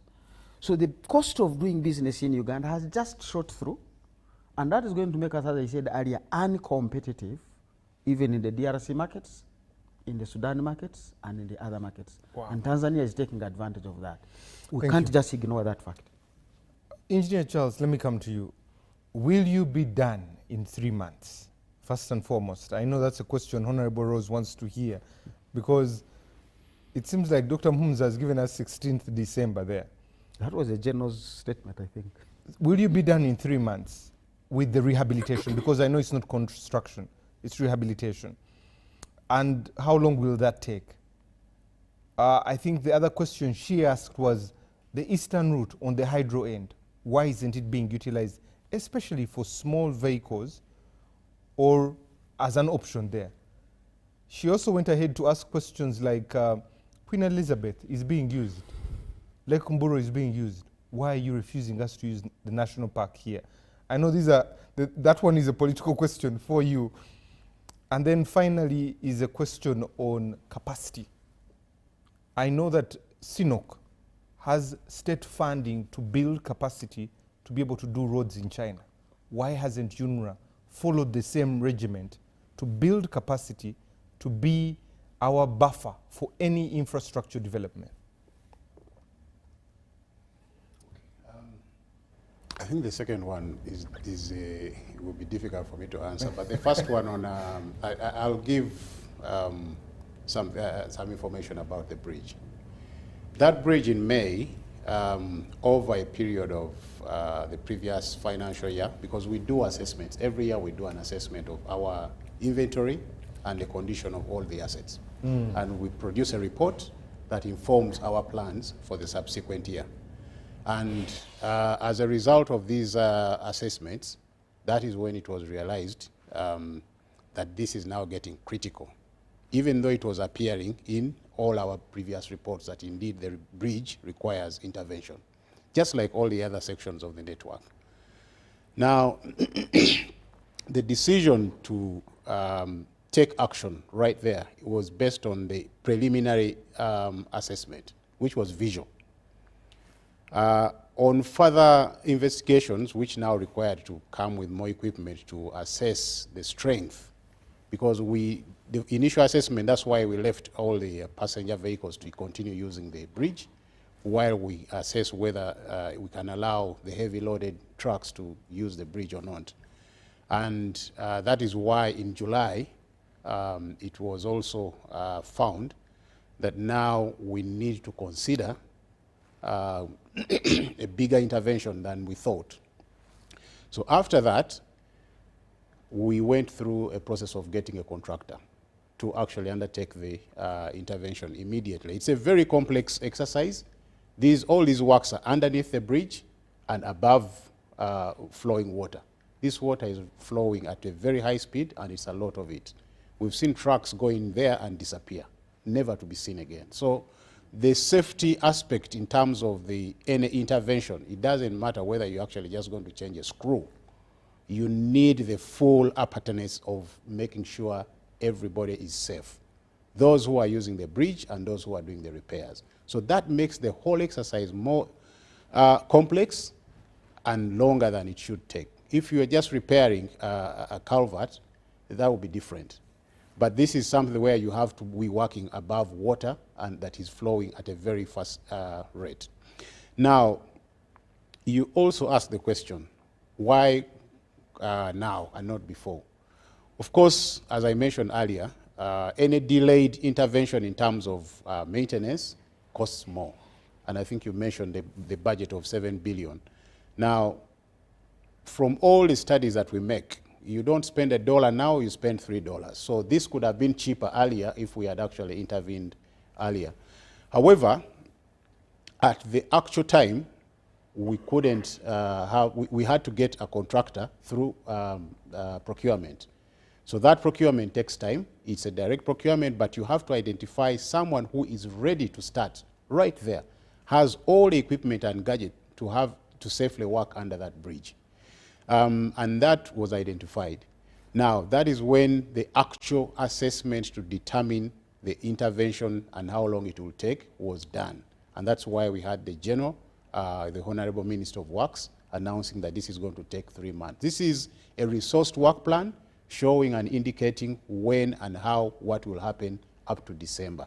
So we are hoping that the contractor will be able to work day and night, that's the plan, to be able to shave off as much time as possible for them to get out of there before the mid-December. So that's our plan and that's our target, and everyone is working hard to make sure that that happens. In the meantime, why are we not using the eastern route by the hydro? Is that Isimba? Yes. No. The Karuma, the hydro side, there is a bridge on that side. That is Isimba. Yes. Isimba. Why are we not using that bridge on that side as relief now? I think that one is actually an option, but I need to understand whether it has any implications as far as the dam is concerned. I haven't checked why that is not being used, but it's an option. Now, you also asked on where is the silver lining in this, and I think the earlier question was, haven't we ever known that 50 years would elapse? Yes, we did, and as I mentioned earlier, we have plans for everything. The construction of a new bridge on the same river to cross to the north is in the plan, and it's also in the National Development Plan. The question is whether we have financing, but discussions have been ongoing, feasibility studies have been undertaken, designs have been made, so there's a lot of progress that has been made, and discussions have been made with potential financiers, and I think JICA has expressed interest in financing that bridge. So if it is not if everything goes well, we're going to have another bridge similar to the Source of the Nile Bridge on Karuma Bridge. Capacity. She mentioned and he mentioned, and someone who sent the message, CNOOC has done this in China. The state has supported them to develop. You have specialists, you have engineers, you have equipment. Over years, you have developed capacity. Why is UNRA falling short in really running this whole show? I think you've just mentioned the key word there is state has supported. Because the whole idea of having an in-house business is a whole different strategy altogether. And that has to be presented as such. We can't mix having an authority that is intended to have 50 projects, because at the moment we're actually undertaking 50 development projects on the entire network, plus maintenance. I don't know if even CNOOC or whichever company we're talking about has 50 projects in one as an ongoing arrangement. That's number one. Number two, most of these development projects are actually externally financed, and external financing cannot be force accounted. We can't undertake force account with respect to development program, but also most importantly, it has to be a strategic and a policy that has been well developed to make sure that we actually have an in-house. Finally, UNRA has an in-house construction unit. That construction unit has been developed over the last 8 years and has undertaken construction of some roads. The challenge and the problem, the reason why I'm saying that it has to be a deliberate effort and strategy and not just an organization like UNRA to start that, is because everything is implemented within the confines of the laws that are already existing. There is no way you can be a construction unit when you're using PPDA, when you're using the Financial Management Act, when you're using every law that exists to manage government business, to manage a construction business and still be competitive to be able to produce something that is timely and costly in an efficient manner. So you need to rid yourself of all this and say, now this is a construction unit, and there you go, this is how you're going to operate. You can't mix the two. Operate under Financial Management Act, and then operate under the PPDA Act to be able to procure gravel, to be able to procure aggregates, and then wait for 6 months. The wait is done. You have to choose between the two. Thank you very much. Honorable Rose, you seem not happy with the responses there. But how do you see this playing out, especially that now the plight is on the people in the north, with this bridge as the gateway to get to Lango, Acholi, and West Nile? How do you see it playing out, and what is your request moving forward? Yeah, thank you. Timothy, I want to really put this to context. Yes. I'm not apologetic to anything I have said, and I have said all from the bottom of my heart. One, nobody should bury his or her head in the soil and start diverting people and calling this tribal or nepotism sentiments. One crucial thing, we have been a tobacco growing region. Government has never come up with a deliberate cash crop for West Nile. Two, majority of the refugees we boast about as a country are hosted in West Nile. Actually, the population of refugees in Terego is more than the population of the host community. We are leading from the bottom. This should pain every Ugandan that, oh, whether you are a pygmy taller than the other pygmy, all of you are pygmies. Why we have failed as a country to cross the bar to go to maybe fairly developed. Why we have remained in the third world section is because we have never thought strategically to pull the other communities to our levels. We have communities that have bananas, that have milk, that have, alternatives. But for us, you plant cassava, once you uproot cassava, that is the end of it. Electricity just reached us yesterday. It is so embarrassing. Yet we have had power that we are selling to Rwanda, that we are giving power to Kenya. Oh, then what is it wrong when I say it is an intentional move to suffocate the already dead economy of West Nile? On the issue of collecting revenue, we are not asking to pass on that route forever. We are only asking to use that route for the so-called 3 months. I did mention that these 3 months started in May. Now, when our people were diverted, when they diverted the buses and so forth, I want to tell you, everything went up by 20,000. Our people got PDM to come and buy things, maybe saloon equipment, maybe clothes, maybe manufactured goods. And now once you come, you pick and, to and fro, 40.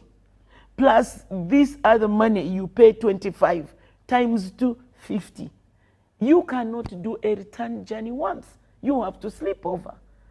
Engineer is not even committing himself. He's only pushing us to hope and faith, hoping. Now, if you are an engineer, you are a scientist whom we are paying more than the other people. If you cannot be definite, where is the country going? Why wouldn't I be bitter? And for somebody to say, maybe I was not there in Gulu. You see, we have options of attending Parliament. If we go on the handset, my hand remained up throughout, but I did not catch the speaker's eye. My brother Chimosu caught the speaker's eye.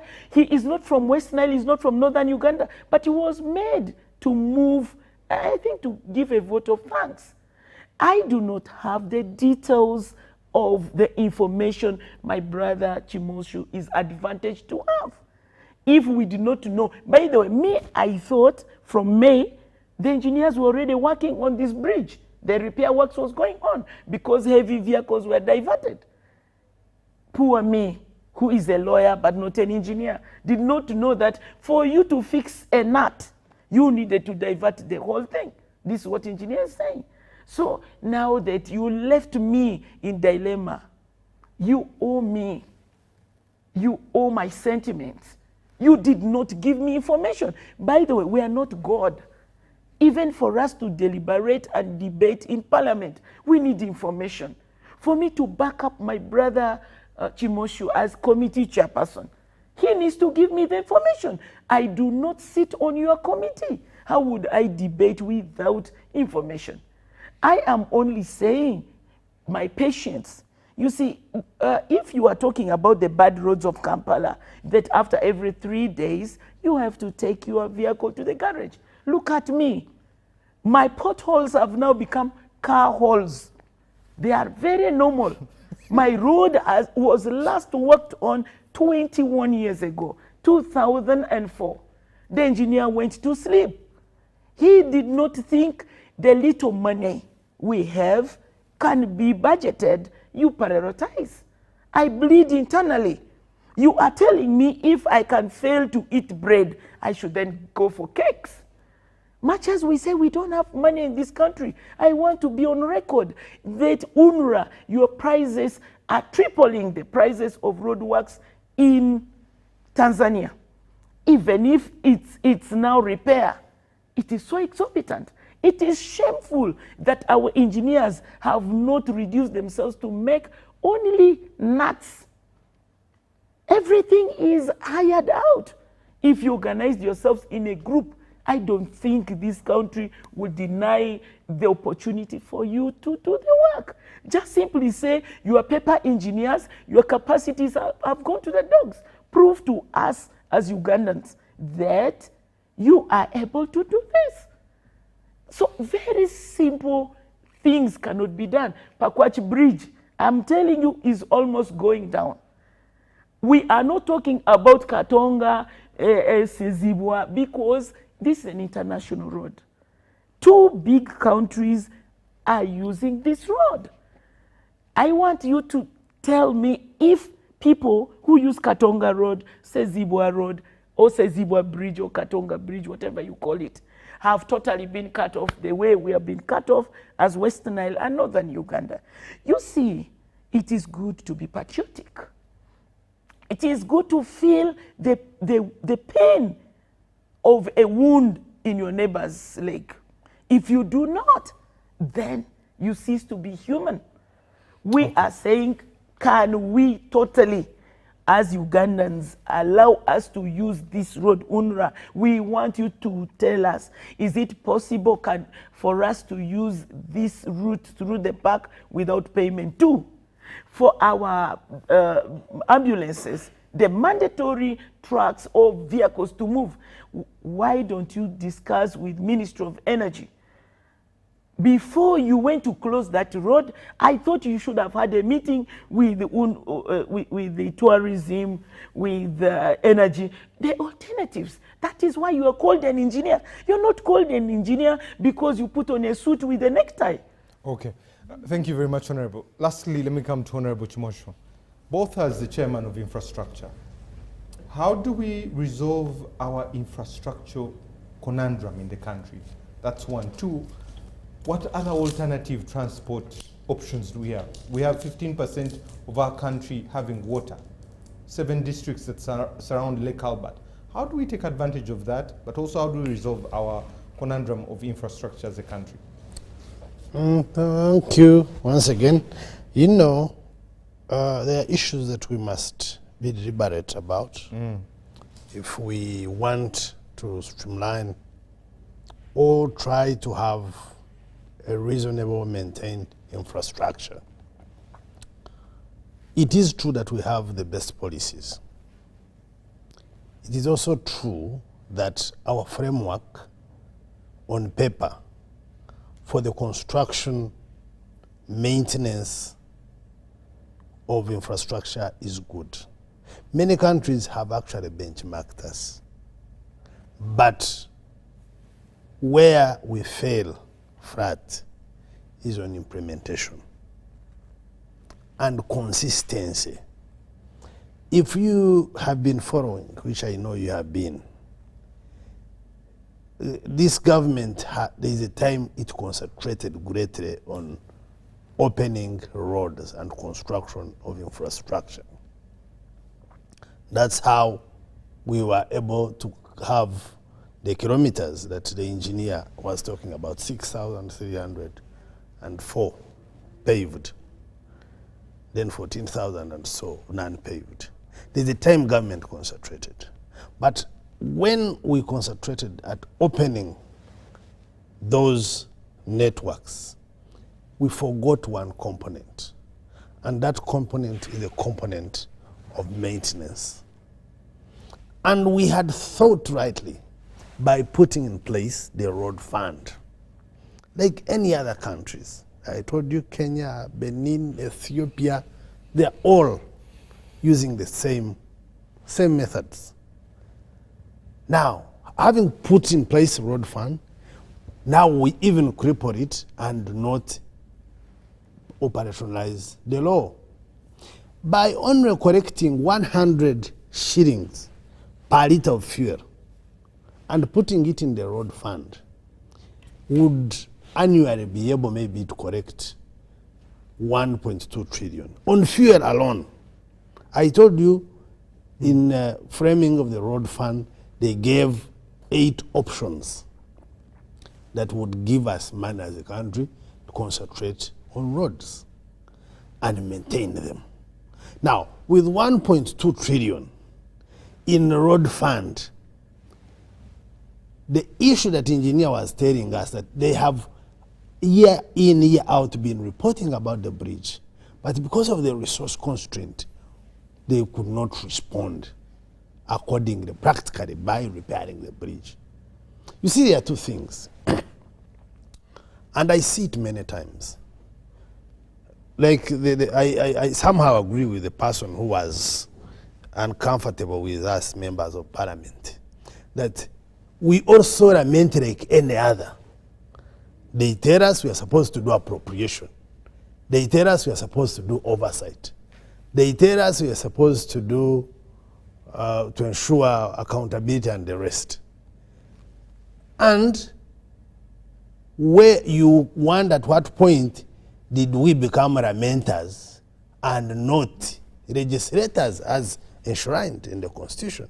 Because if we had actually done our work, would have provided the budget. If we indeed appropriate, would have provided the budget. Because I don't think it's new that it is just occurring to us from heaven that Karuma is for decommissioning. It's not new. We have lived with this. And we either don't take it as a priority, because every time we are passing supplementaries, every time, and we are about to pass another. So, we either did not take it as a priority, or we failed on job. So, while we condemn these engineers, we would be buried in the same fire of petrol. They will burn us together. I don't know who will go down first and the other one will be on top. But I can tell you, the issue of budget, the issue of choosing which priority should come first, they have appeared before us. And we tell them, remove this, put this, then you haggle. And in some cases, we win. When we lose sight of some of these things, sometimes we come to this. That is one. But also, there must be a harmonization going forward between executive, maybe, and parliament on consideration of priorities, government priorities. And maybe then we would also stop lamenting. We would be held accountable that yes, here we failed together or succeeded together. But when there is a feeling that one is superior than the other, that's the lamentations that you hear. All the time we're in the book of lamentations. Lastly, on this matter of how we manage our infrastructure, is we need to check our costings, the cost of the kilometer. It's one of the worst in the region. We were supervising in our oversight role, we are looking at Usmid roads in Mbarara. This is a World Bank project. And for 2 kilometers, it was at 11.8, I think, billion. 2 kilometers in Mbarara town. And it is dual carriage. One car going left, another car coming this side with the trenches and I think lights. 2 kilometers. So for someone who had around 8 kilometers, I remember he had one bid of around 57 billion for 8 kilometers. Now, I think we should set out to standardize. Of course, when you sit with the engineers, they become very technical and scientific. They will discuss soil texture, discuss the terrains, so they will tell you. But when you go to countries like Rwanda, recently we were there, and I interested myself, given the fact that I chair physical infrastructure. When I was discussing with them, they have limits.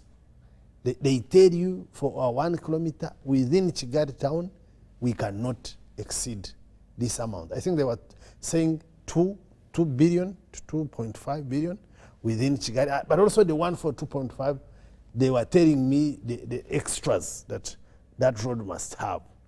So there is no amount of money that will cover a country whose costing is dependent on the moods of the people handling the contract, is dependent, like, there is no standardization. Okay.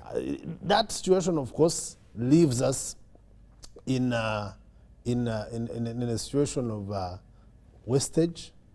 It breeds the corruption and the fraudulent activities that can happen. But I also, as I finalize, I want to comfort my sister that Katonga also opens to Congo and Rwanda. And when there was a close of Katonga, there was an extra of 2.5 hours for the buses that connected through Sembabure to connect to Mbarara and those other parts. But for Congo and Rwanda, there was, I think, an extra of 3 more hours. So what I want... But there was an alternative. What I want... The alternative that there is like they are telling you to pass Burisa.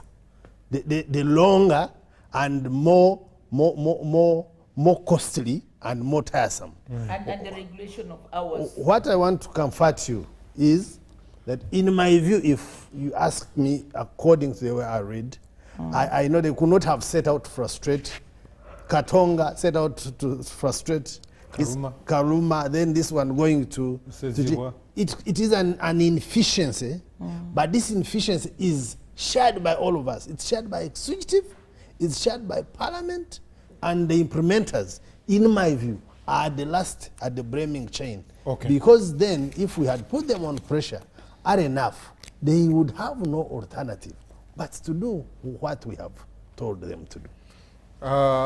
This message, Honorable Chimosho, I think Katete Bridge has really become a problem, so I'll leave that one with you. Katete Bridge, we put it in the budget. The president said that one. Even some other gentleman called Justus ISCJ has brought it up. Parting shots, I'll start with Professor. It has been closed for 6 months. Yes. So Mbarara in itself cannot connect to each other. So, so the whole district cannot connect? No, Mbarara city. So it's like, why they cannot connect to Kampala?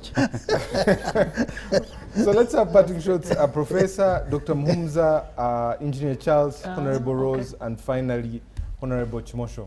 Your parting shots, Professor. Yeah. Thank you very much, Timothy. It has been an interesting discussion about infrastructure and the maintenance, and we have covered a lot around the challenges of budgeting and the challenges of having a weak economy to put our wishes in practice. But of the many things we have discussed, I personally see too, we need to do more multi-sectoral planning so that we deal with the different aspects. But the most important thing is to avoid political expediency. Okay. We cannot run away from the fact that politicians, particularly MPs, have risen to occupy an important space.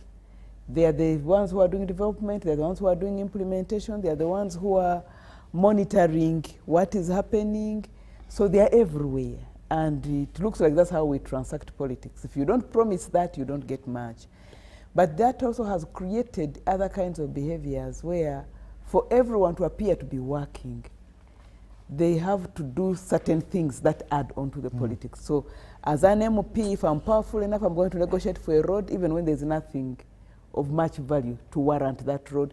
I'm going to negotiate for a bridge, I'm going to negotiate for a health center, I'm going to negotiate for a mini factory, I'm going to negotiate for this cash, I'm going to give balls, I'm going to give, I don't know, sponsor football matches. So everything seems to be defined by politics. So I think we need to reduce on the political expediency so that the politicians can focus, one, on their legislative function and holding others to account. Because if they also play in the implementation, it becomes difficult. But most importantly, they need to look at the national direction, what is the national strategic goals, not political survival first, because that's what political expedience is about. It's my survival politically that drives my agenda and my stay in that August House. Yet you're in that August House to collectively plan for the country, not for your individual survival. Thank you. Thank you very much. Dr. Muhumuza. I think the quick one, we can't have a road fund. We try to avoid to designate taxes to certain activities, really to leave budget flexibility. Because the moment you tax and put it in the road fund, now what if I need it for security? What if I need it for health? There's an emergency there. You'll have constrained the government flexibility to address issues as they come. And that was the thinking of saying we'll fund the road fund in the normal way. Two, we need to know that it's not a UNRWA problem, it's a budget problem. And we need to get back to that conversation. Because we already have huge domestic debt. We usually don't prioritize it. UNRWA is really having a lot of debts with these contractors. And quite often they would actually advance. Some of these roads and ventures we are seeing, private sector would come to the banks, borrow and start on the promise that UNRWA will eventually pay them. Now because government was not giving UNRWA sufficient funds, they began to delay the payments. Even us in the banking sector, we began not now to lend them. Now if you come with a construction company to a bank, we are going to put you in the castle. We would love to lend you, but we see a possibility it's going to become a non-performing asset. And the central bank would say, shareholders bring in more funds. That's why some big banks have gone struggling. That's another one. Now, we must discuss seriously how do we finance development, especially as we're talking about tenfold growth. There is one sure option, and please, I was deeply involved with my colleague Lawrence Kiza, my senior supervisor, Professor Suruma, when he was a minister. Later on, Said Abumba came in, when we were negotiating the Jinja Bridge. We had very serious, good, interesting conversation with the Japanese. And as we talk about Karuma and Pakwach, I would want government to open up conversations with the Japanese. That's put there. How do we raise our own resources? Honorable Nankabiro out there, can we have a conversation with the president and we split up your ministry? You can decide with him where you want to go. The Ministry of Energy and Mineral Development. Mineral is a major source of revenue for financing government, if you look at what Tanzania is doing. But because here it is overshadowed by the energy component, which is really a guzzle of resources, it is not going to put money on the table. We have not come up with many ventures, and oil and gas also kind of deviated everybody's attention. This country has many other minerals that can easily bring money on the table in a period of 2 to 3 years. But I want to believe because it is overshadowed by the energy component and oil and gas, that conversation of how do you get gold. Gold today we are reaping about $2.5 billion from very little money recently. Forget that it is coming in as imported gold, but we have our own gold here. That's where for me I'm thinking within 3 to 4 years, if we invested in gold and the other minerals, we'll find sufficient funds to deal with our infrastructure problem plus the other problems. But we need to bring up that space. Right now, the conversations are here in that sector are all about another dam, another transmission line, and I'm like, hey, when are we going to go down 5 kilometers and pick the gold and sell it by planes. You don't even need a standard gauge rail and come back with the billions. You saw the headline today, people are stealing each other of gold. There is money around here. Thank you very much. Engineer Charles. Thank you, Timothy. First of all, I really want to emphasize the fact that there is a disconnect between planning and budgeting. Otherwise, we wouldn't be having a challenge of a debt, closing a financial year with a debt of 1 trillion, of which 100 billion is to local contractors. Now, a question has always been raised that, you know, we have expensive projects, but let's take a minute to think about that. What does that make us as employers, as people who are actually going out to the market to look for contractors to construct Ugandan roads? If you are owing local contractors 100 billion in 12 months, what does that mean to all those businesses? And what do you expect them to give you when they give you their bids? What amount of risk are they putting into their prices when they are bidding? That is something that we need to think about seriously. So the planning and budgeting has to be in consonance from the top. When we have a national development plan that says we are going to do the following, that must be supported by a clear budget that is available. The problem we have is that we have this much portfolio that has to be implemented that is not supported by the budget. As you go along, the budget is falling behind.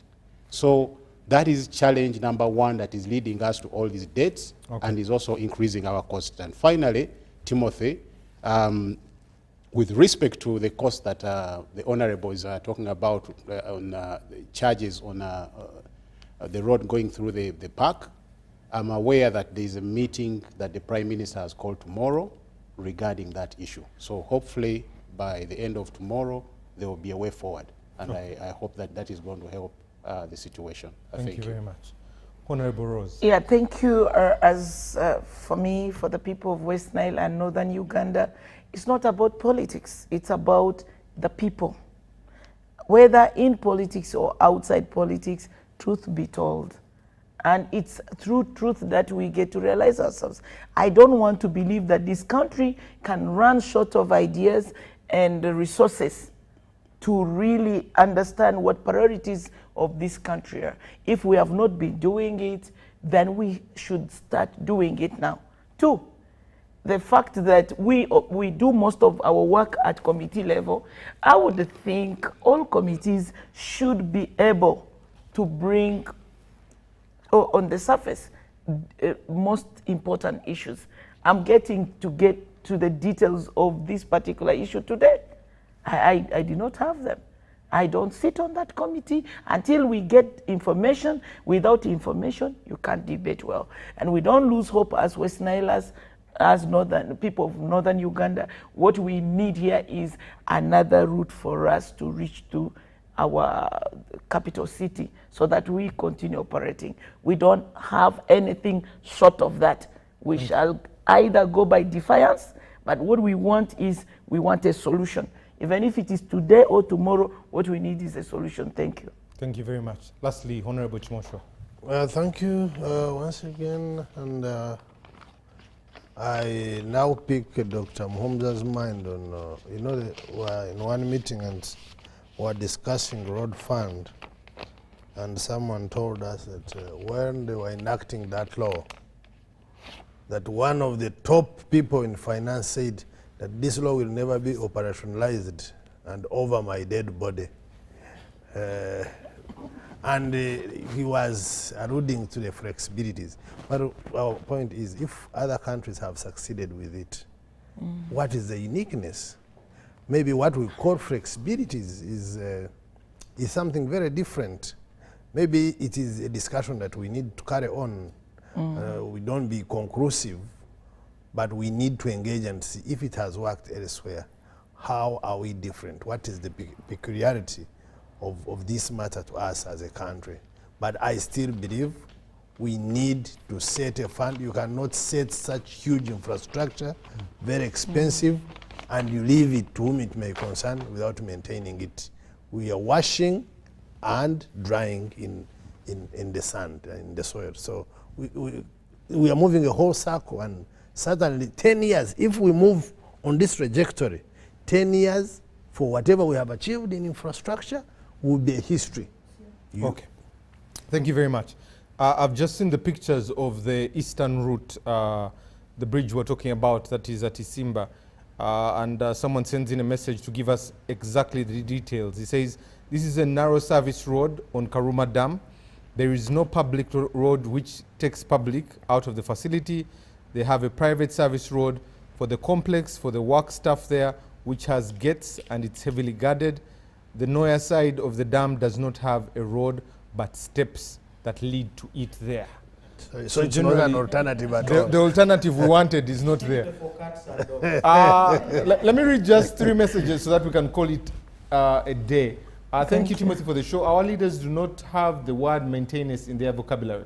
All bridges expired long time ago. Look at Nyamitanga Bridge. It's almost down.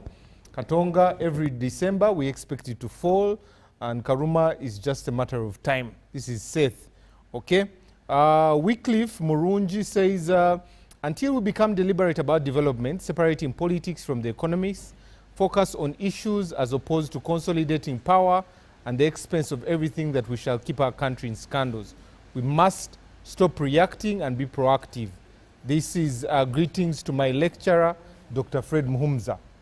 So, gentlemen and ladies, thank you very much for coming. The production team that has made today possible, thank you very much for coming. We'll end it this way with this quote.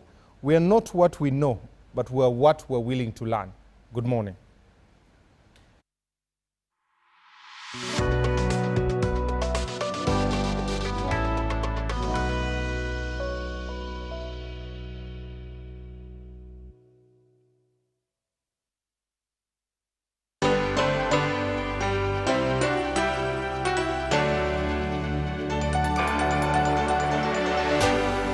UBC, inspiring Uganda.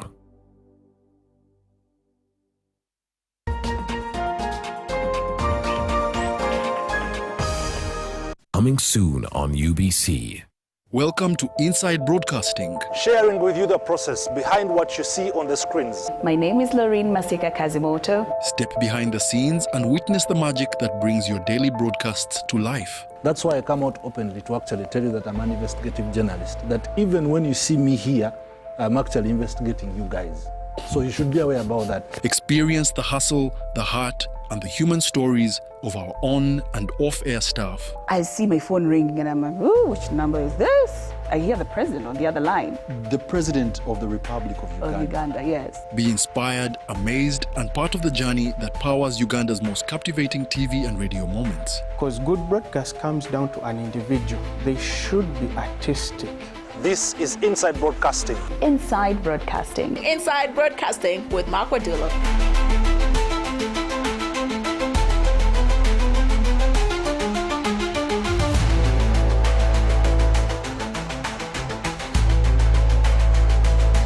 Coming soon on UBC.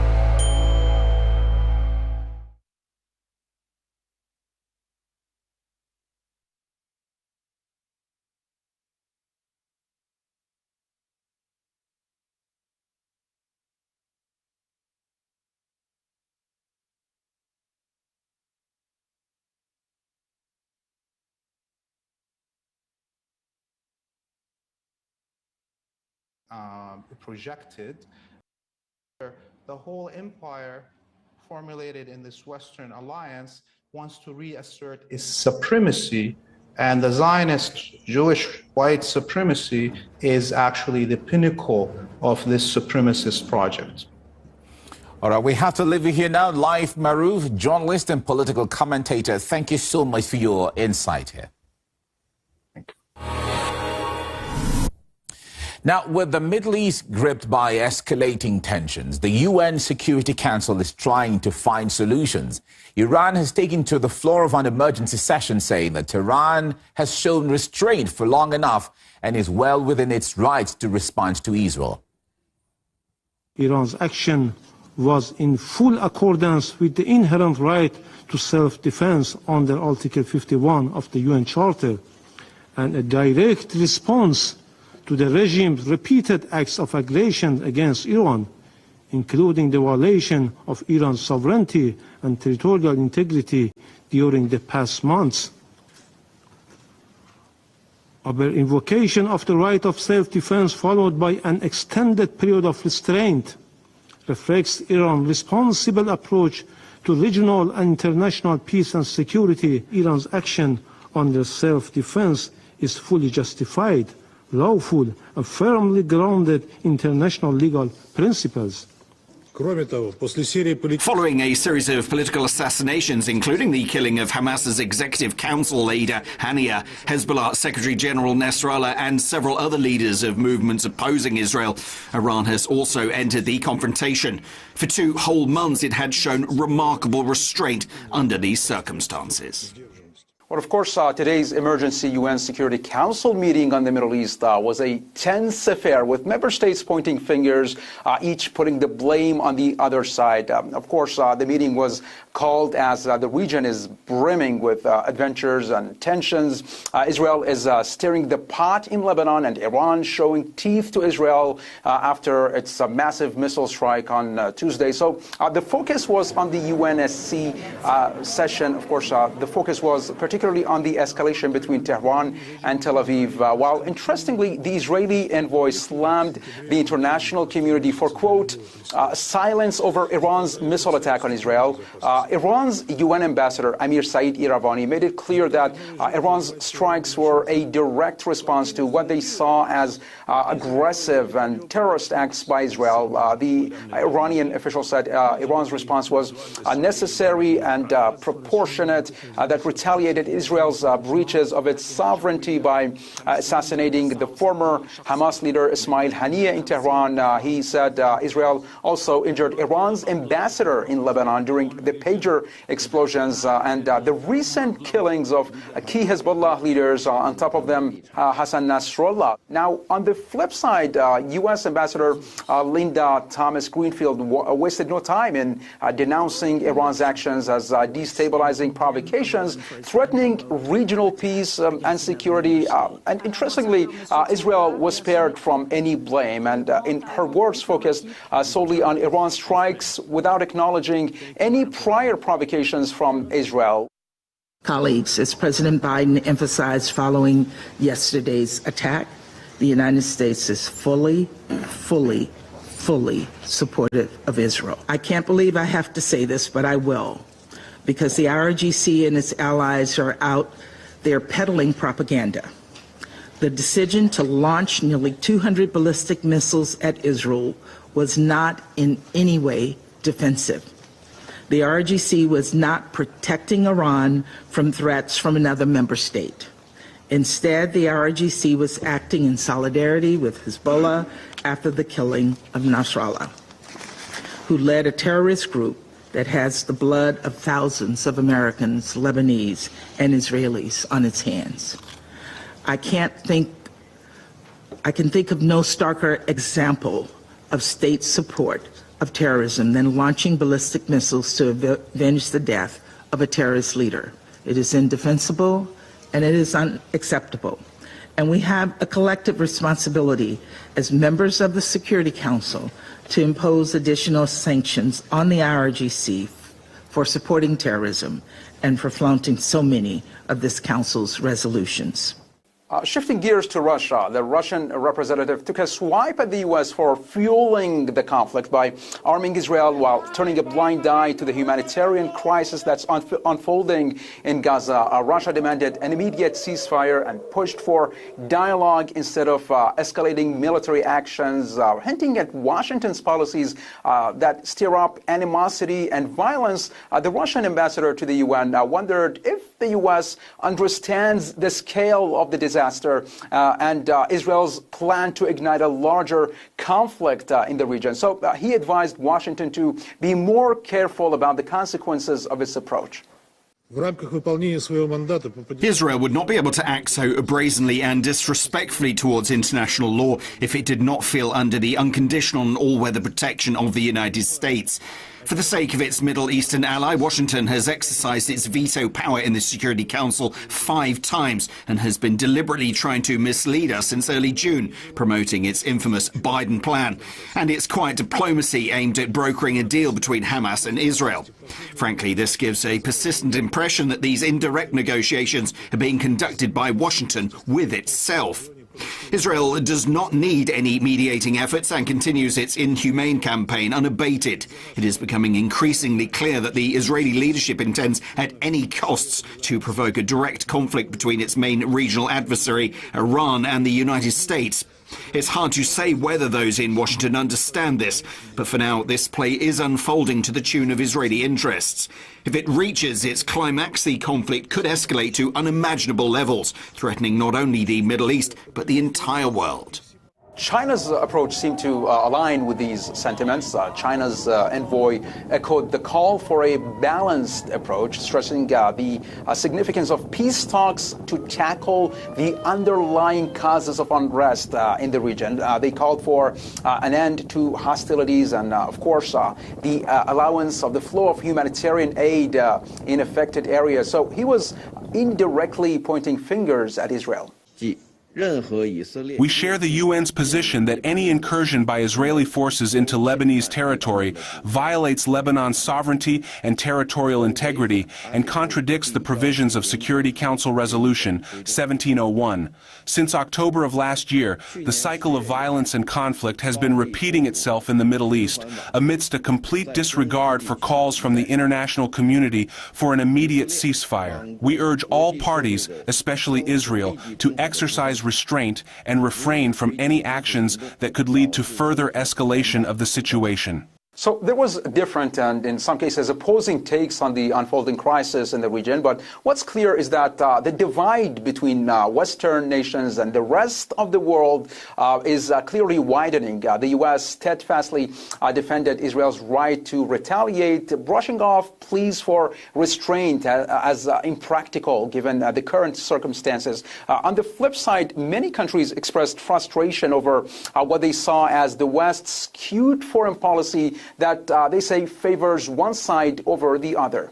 Let me bring in Maria here to give us a perspective. Now, Maria, the U.S. is reiterating its unwavering support to Israel yet again. What more do we know at this point? Washington has been the key sponsor and arms supplier for Israel in this conflict, including the deadly war in Gaza, followed by air bombardments and now the ground operation in Lebanon.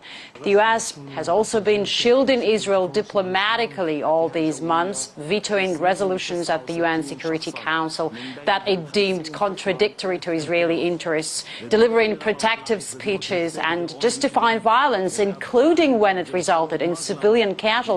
In Gaza alone, according to the Strip's health ministry, the IDF's offensive has claimed around 42,000 lives, among whom are thousands of children, women and the elderly. The death toll in attacks in Lebanon also continues to rise again, including the civilian population. Yet not only does Washington refrain from condemning Israel, but it also